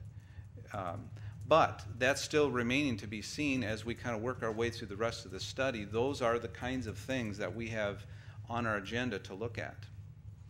So we don't have an answer today what that square footage number would be. It will really depend on how much space we can find at the other campuses and what we think this work from home type concept, if we think it would work for St. Croix County, and if so, how would that affect those square footage numbers? Yes, and speaking to Supervisor Wentz's comments about the judges traveling to New Richmond, I think it's very nice of the judges to offer that. I have some security concerns as it pertains to having a court operating in a municipal building. I think that there are issues in family and children's court hearings that can bring out the worst in some people, and I would feel much more secure if our judges were in a more secure place. Now, that's just a comment. I hope it's taken into account. Yes, and that comment has been brought up, and that is something that has been discussed at the committee. So, that's certainly very important in that whole idea. I think we're hearing some really great ideas, and in particular, I think the idea of a satellite court ought to be explored, ought to be implemented as soon as possible. I remember talking about it a decade ago. And the clerk of court should be consulted, and why wait? Why wait indeed? The proposal to add on to this building included at least one courtroom and an extra elevator, because if you put a courtroom up the north end of the corridor there, you can't be walking prisoners down to the corridors very well without real security concerns for witnesses and everybody else. So why not go ahead with the satellite court at the earliest opportunity, and the satellite offices as soon as we find space in Baldwin to put a child worker, do it, and the home officing idea and the hoteling concepts. I mean, they have the potential to save the county money right now in travel expense, as well as provide better service for employees. And then we'll know what size of building we need to build. Right. Because if we make plans based on things that we think might be possible, sometimes there are barriers that we can't anticipate. But I'm hopeful that we can make these things work. Supervisor Savage. I have a question and a comment. I guess the comment is, the question would be, on the water system funding update, you mentioned that there's only so many funding projects being probably budgeted. To us to do our project of get rid of our water tower and hooking up to the sewer line or the water lines again, would our project speed up the process where the city says that they're not going to do their water tank project until the water demand is needed northwest of the city? Would our project create that demand? Would they do that? Would it be necessary for them to do that? Or if we have to do our project anyway, that's one of my things is I think that our project needs to be done. Right. And the only comment I have is on the upper end of your cost per square footage of a new building, it was 200 square feet for a new HHS building. Times 45,000 square feet is $9 million. What am I missing when the lowest estimate is sitting at $12 million? Well, let me answer the first question regarding the water system. The city would not need to proceed with any work if the county moved ahead with your project, because you really wouldn't be changing the demand up there that the city would see. Now, what they're talking about when they say demand is, for example, if a large industry or development or something occurred in the northwest part of the city, that's what would trigger their water tank project. So we'd essentially just be switching from, we're still drawing water from their system today, and we'd still be doing that after the county proposed project. So that really wouldn't change their need to build a water tank. I do think, though, that the county could proceed with your improvements. There's really no reason why you couldn't proceed, if the city does not proceed. Secondly, in terms of those cost numbers, one of the things that comes into play here is that the heirs figures had some other costs associated with those, such as soft costs and things like that. So those numbers and site costs and such. So those numbers that we're seeing on the top of page 5, those figures, they have been updated to today's dollars. They're more than just construction cost per square foot. But on the top of page 3, what we were trying to demonstrate there is that if you took just the construction cost per square foot, and for the sake of comparison, we were showing that a new health center, because of all the equipment and the additional infrastructure that's needed for that kind of a building as opposed to an office building, that if you looked at just the cost per square foot for construction, you're looking at the $150 to $200 per square foot for HHS. Now that wouldn't quite get you up to AIR's numbers, but AIR's numbers included some other delivery costs, if you will, soft costs, site costs, and some other things.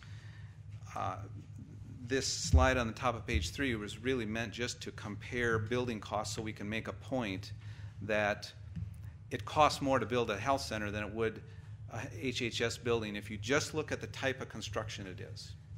That was the only point that we were making there. So that's a very observant point to notice that those numbers don't match, and there's a reason for that. It's because you're kind of comparing apples and oranges there with those two sets of numbers. Does that make sense? No? No, because well, I mean, You're talking about $3 million of soft costs. I mean, that's a 20. Yeah. That's actually a $3 million for $9 million. That's a 33% increase. Yeah. For and I mean, what I read here is that if we wanted to build, the approximate cost would be $200 a square foot, and again, that comes to $9 million at 12.1. Right. Right.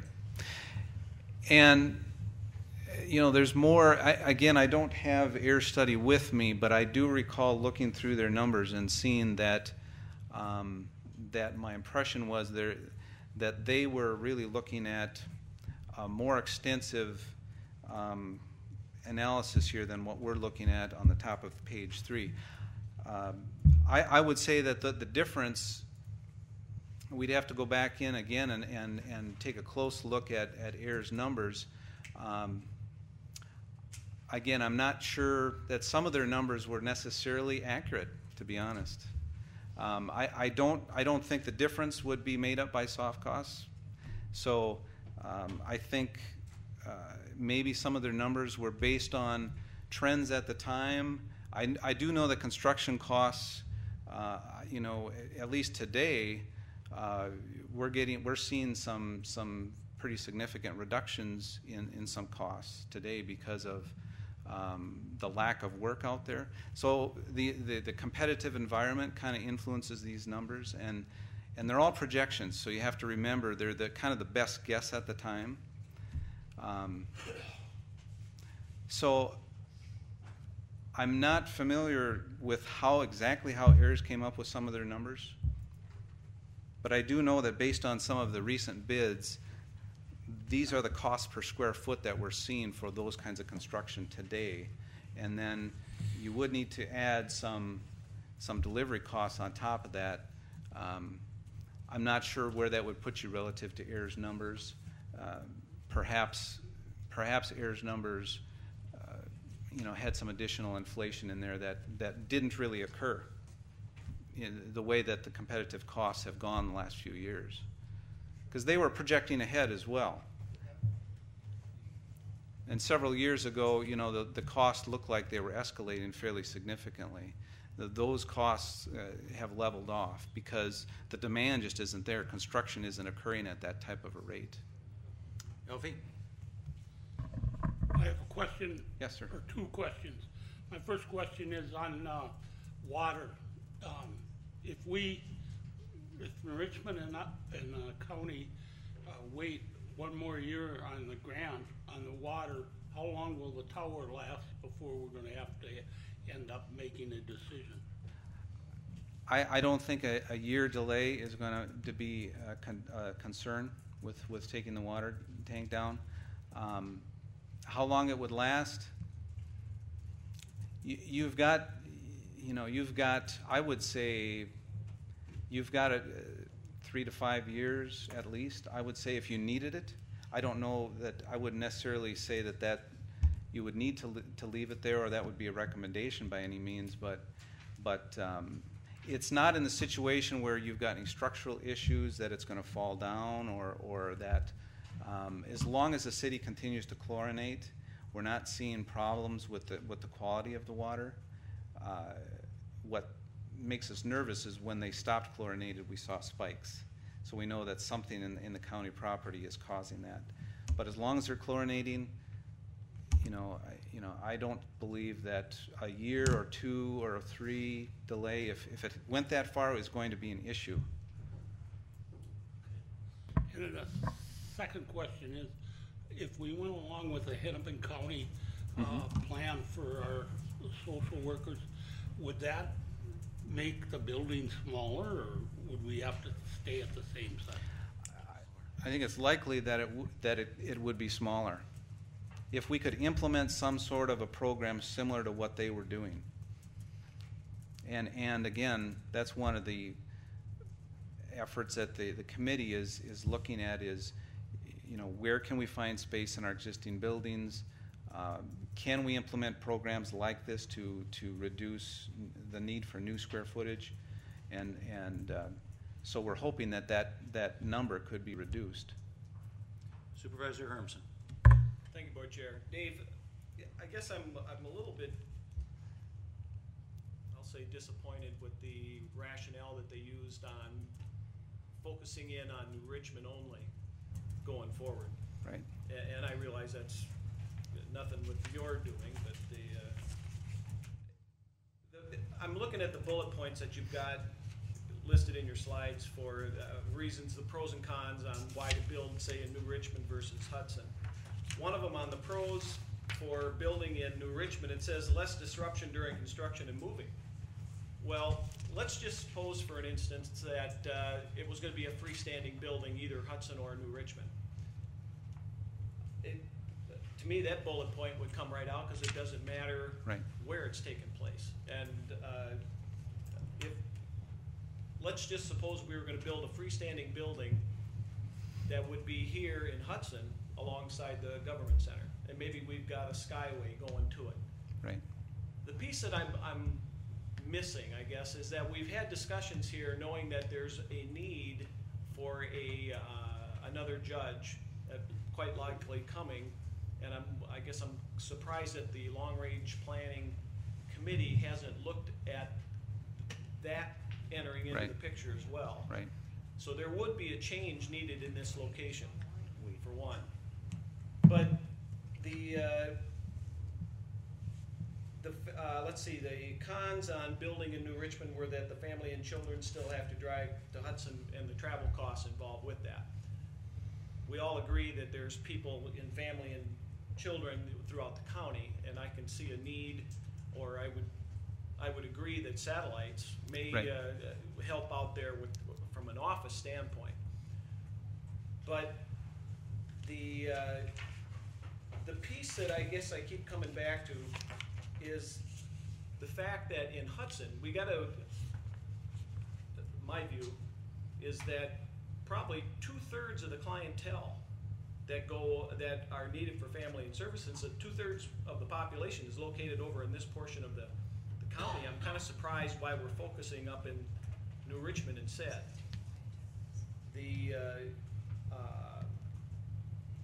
So that's why I keep coming back and looking at Hudson. But the Health and Human Services, rebuild in Hudson, the cons, one of the bullet points is lose an opportunity to revitalize or add curb appeal to the New Richmond campus. Now the first question that comes to my mind on that is, why do we keep trying to compete against the private sector? We're not here to do that. So curb appeal, to me, we're not trying to market this thing, and if we are, then let's go with the adage of trying to get away from it. Bring that down here and let's consolidate and move on. But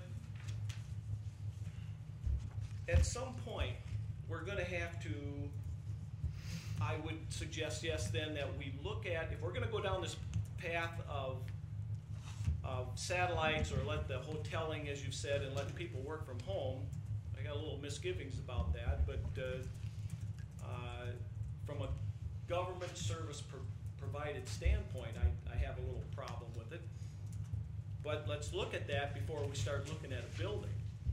And I would ask the Long Range Planning Committee that if you're gonna look at this building and not to just focus on New Richmond and not to just focus on Health and Human Services, let's look at what we also need here and see if we can combine that in, because that's gonna play heavy, I think, on this whole picture, how it could end up changing. So that would be the offer, that'd be the comment that I have towards this project. Well, real briefly, and I appreciate those comments and suggestions. There's very good insight. I can just say some of the discussion that's taken place at our committee relative to some of your questions. In terms of the comment about disruption during construction and moving, the assumption was that we would add on to the north end of this building with that comparison. Certainly, you could build a freestanding building in Hudson. You do have less room on your Hudson campus than your New Richmond campus, and some of the thinking was, and especially back in the Ayers report, of course, they diagrammed it out that way as well as an addition. So I think the thinking was, well, that addition is going to be more disruptive. And the move, frankly, a move of that magnitude, it is going to be more disruptive to move everyone and all the equipment and so forth down to a different community. So yes, you're right that disruption would be less if a freestanding building was built in Hudson. And right, it may actually go away to some extent, but I think there is a component where people are still physically moving down to a new community, that it's more disruptive than just moving kind of across the street or somewhere on the same campus. But it's still a valid point. And then in terms of the competition issue, that's really looked at as trying to compete in the healthcare marketplace.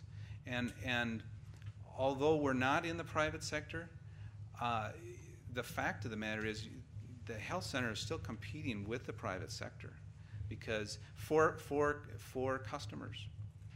And I know Frank might be able to speak to that as well, but I've heard that in some cases the first one in the ground with a new service is likely to be the most successful.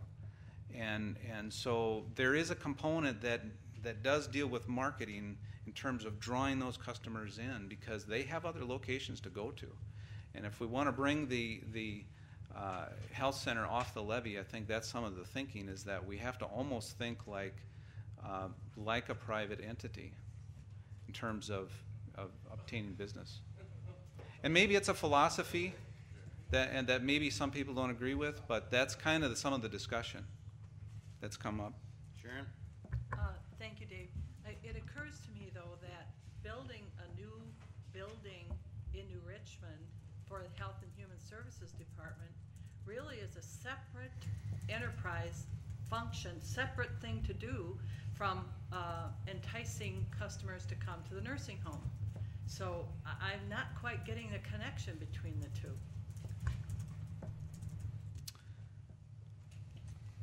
I guess I'm sorry, I didn't follow your question exactly. Well, I suppose, if I may, it would be like saying if we build a new highway shop next to the nursing home, the fact that we have a greater county presence makes it more attractive. Doesn't seem to fit, does it? Isn't that what you're saying?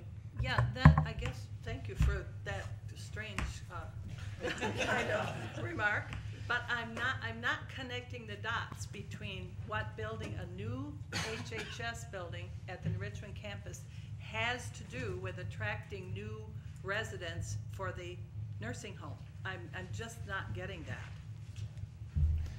that. I think that it's a small point, but right. I don't get it.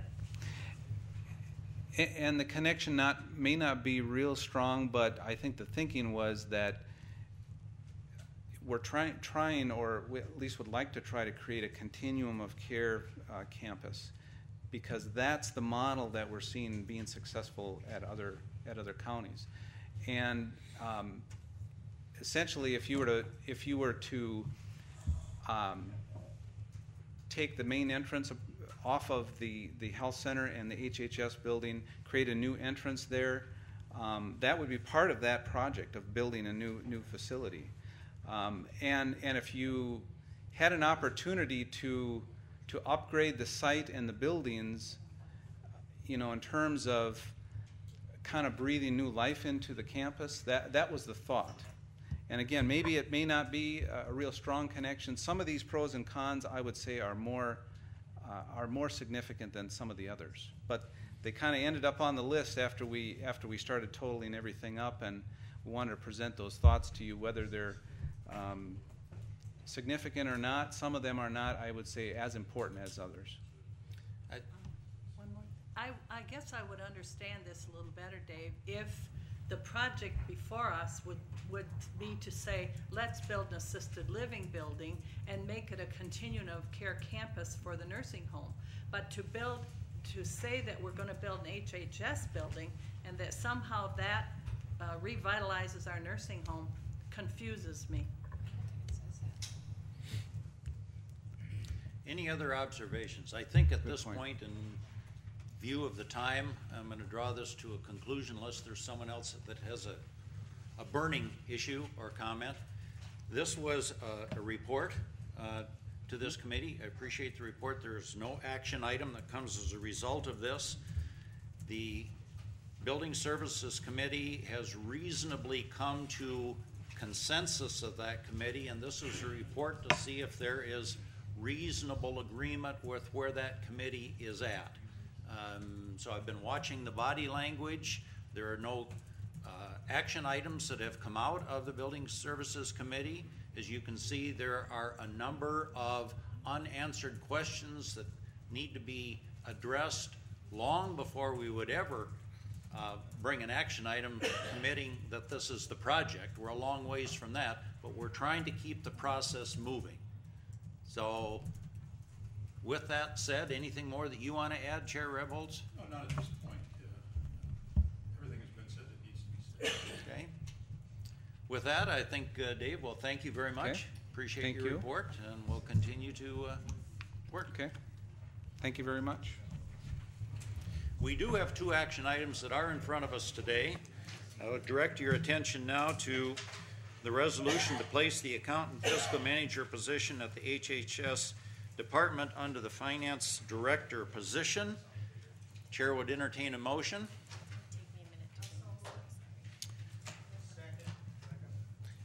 Motion from Norton Bauman, second from Sather.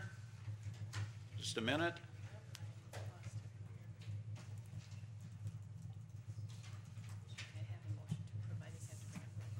Okay, you ready?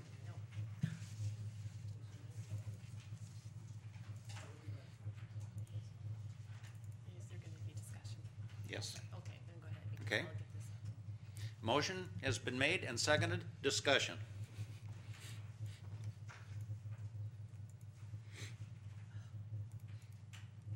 Hearing none, I think you're ready to.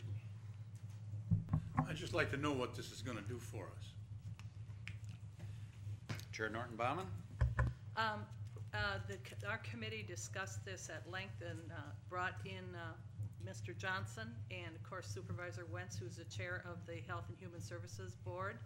And our concern was that we needed accounting principles that were the same across the county, and that in order to be able to do that, our finance director needed to have direct input into the kinds of fiscal and financial operations that were being done on all campuses, including New Richmond. So after a great deal of study, where Mr. Johnson assigned one of his staff people to evaluate the work that was being done by the two positions that were vacated, we decided that in conjunction with HHS, that it would be wise for the fiscal accountant manager at New Richmond to report directly to our finance director for the purposes of having the same accounting principles applied countywide. Any other discussion? Hearing none, I'm going to move this to a vote. I need Lauren to. Supervisor Sather, put your information in on the second. Are you prepared to vote? Okay, move ahead with your vote.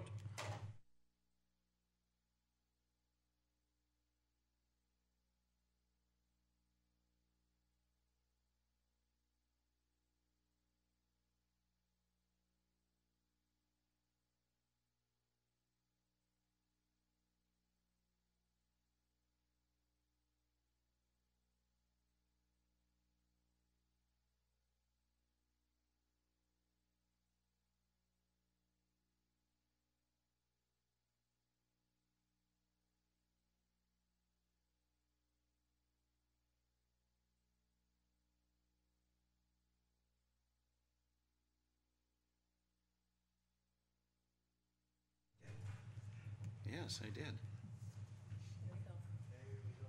You got yours now, you confirm.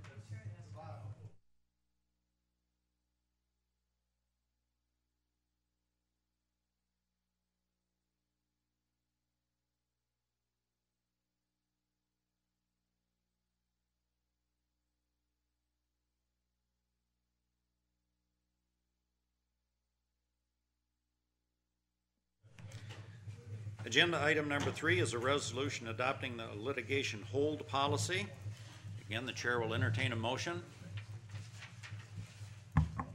Move it. Supervisor Malik, second from Supervisor Schrank. Hold one moment. I shouldn't have done that because I don't know how to do this. Second from Schrank. That's it. Move. She did.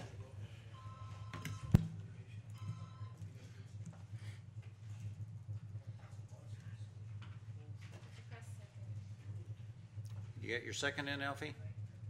Discussion. James. I agree with the basic idea of this. I just have some concerns on some of the details. Not that I foresee it, but I think that there's the possibility that there could be a hold placed that would affect necessary county services.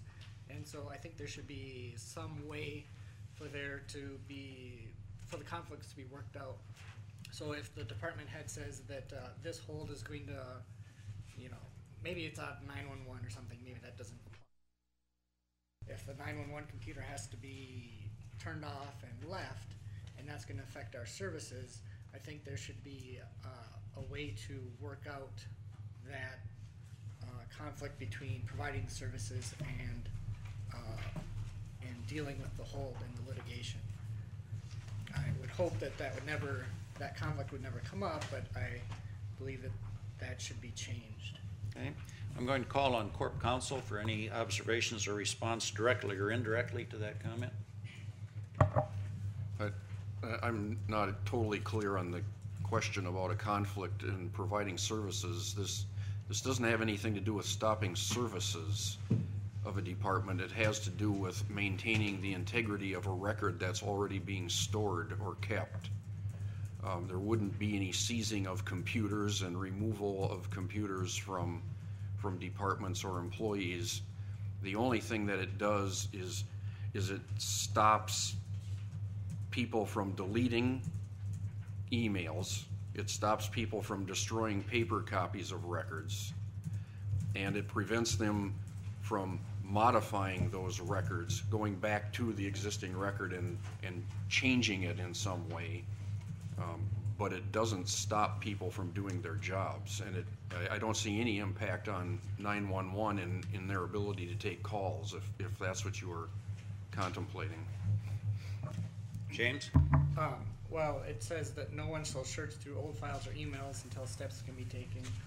And 911 is probably a bad example, but just that's the example I chose. You know, you can't do maintenance on the computer. I definitely agree with preserving the data. I'm just concerned that it won't address potential conflict there, where it would allow the hold to prevent someone from doing their work. Some of the wording here allows that. You know, suspend computer system maintenance routines. Well, the auto generation of deleted files is probably okay, but some of those things may prevent services from being performed. All right, and I don't have the technical expertise to be able to say that they will. My understanding is that, as you indicated, nobody can go back and look at old things that already exist, and do anything with them. I don't see that as preventing anybody from, for example, receiving emails in the normal course of business, or receiving documents in the normal course of business, and preventing them from doing anything. But again, I'm not as technologically savvy as I could be to answer your question. If there was a specific, it might be easier to address it too. I can't think of any specific situations that this would harm the ability of a county employee to do their work. So if we had specifics, that would be helpful. Well, my understanding, and I think James is more of a computer expert than I, but whenever you access a file, you change its metadata. Whenever you call up a previous Word document, just to take an example, and have it show up on your screen there, when you leave it, it changes its metadata, showing that it was accessed on the very last occasion there. Is that not true, James? Yes. Okay, so there's one. So if a hold were put on a document like that, someone would need to create a duplicate set in case anybody did need to go into, to find a previous letter they'd written to a client or something like that. I suspect that must be the point. So a little more subtlety would be called for, including creating some duplicates for access by people who need to get at a document to work with it. I suppose even in the paper area, it might matter in some case what fingerprints are on a paper, a letter document that's in the files. And when you put a hold on it, of course nobody would destroy the document, but if they went in and picked it out to look at it, there'd be a new set of fingerprints. There's another analogy. I don't think, I wanted to respond to Supervisor Malik. I don't believe accessing documents is a problem. I believe modifying the documents is a problem. So even if the metadata showed that the day after the litigation hold was put on, that somebody looked at the document, I don't think that's an issue. The metadata that shows that it was modified on a certain date would be an issue, and I don't know if they come up the same way, or if the metadata says it was accessed but not changed, but then if they changed it, the metadata says it was modified on this date too. James? There's a separate date for access and modified and created as it goes. As far as searching through old files, I mean, you said changing data, but this says searching through old files, which is just reading data. And it also says you can't defragment. Now, without going into details of what that means, defragmentation could have the same effect as receiving a new email. And so if you can't defragment, then why should you be able to receive a new email? They both can do the same thing, which is remove old data that you don't have anymore.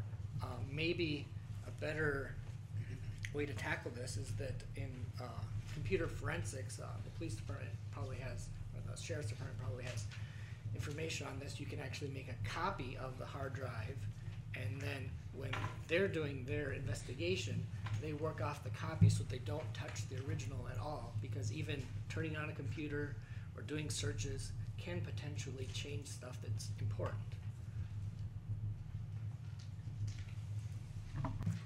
Ryan? Just maybe to clear things up, would if we in D there, because of some of the procedural things there, what if we those may be things that are that we may put in place and may come from the corporation counsel or the relatively experts in the county. What if we just struck everything after that second sentence? Supervisor Seacard, are you proposing an amendment?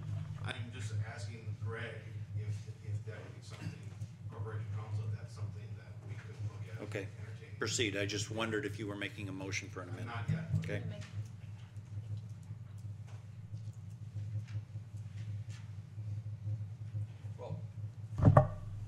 one thing I think that it would have to be identified is that it does instruct to retain all the records.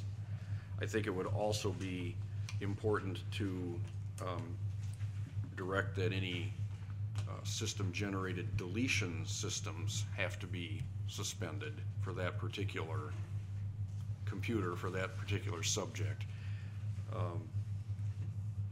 Suspend computer system maintenance routines, that could be removed perhaps, but maybe maintenance routines modify files too. I'm not, again, I'm out of my league here now, and I'm talking about the technology of this. I guess what I was suggesting is, you know, with that first couple sentences, it says instructions will be provided. Those details pertaining to whatever the issue is at that time could be provided rather than being spelled out specifically right now. Before we start reworking. I could see that Any other working. comment? Go ahead. Did you have a follow back? Didn't mean to cut you off. Sorry. Before we start attempting to rework the document, if that's about where we're to wade into, I'd like to call on the chair of the committee that is proposing this. I note that this comes with a unanimous vote in committee for recommendation. Any observations or comments that you want to make with respect to the discussion that took place at the committee? Actually, at our committee, we very much relied on our corporation counsel's advice concerning this policy. None of us, with the exception of Mr. Seacard, are very technically oriented as it pertains to computer data and information. So our discussion was quite brief. We were grateful that Greg brought this forward for us because it's something we need to adopt. And if Greg has some changes that he thinks could be put into this document based on our discussion today, I'm quite certain our committee would be willing to look at the changes and bring this back for adoption at another time.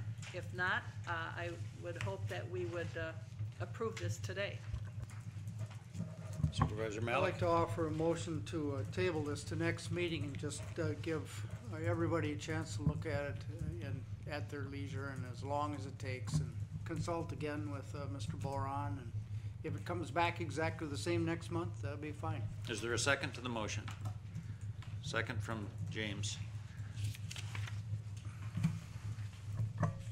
Mr. Chair.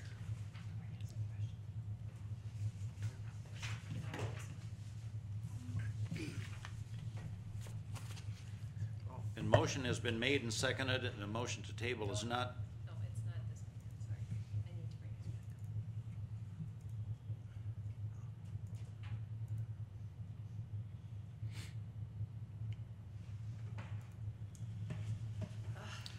Ooh, up. I don't want to do this. well, we could probably use this. Roll call.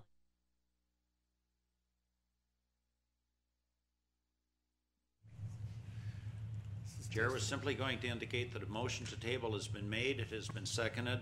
This motion is not debatable. Did you have a question, a point of order? Well, just a comment. Okay. I was just going to say that if you've got suggestions for improvements, make sure that, you know, as a member of the administration committee, get those to talk to Greg or, you know, Ryan and whoever, so that we can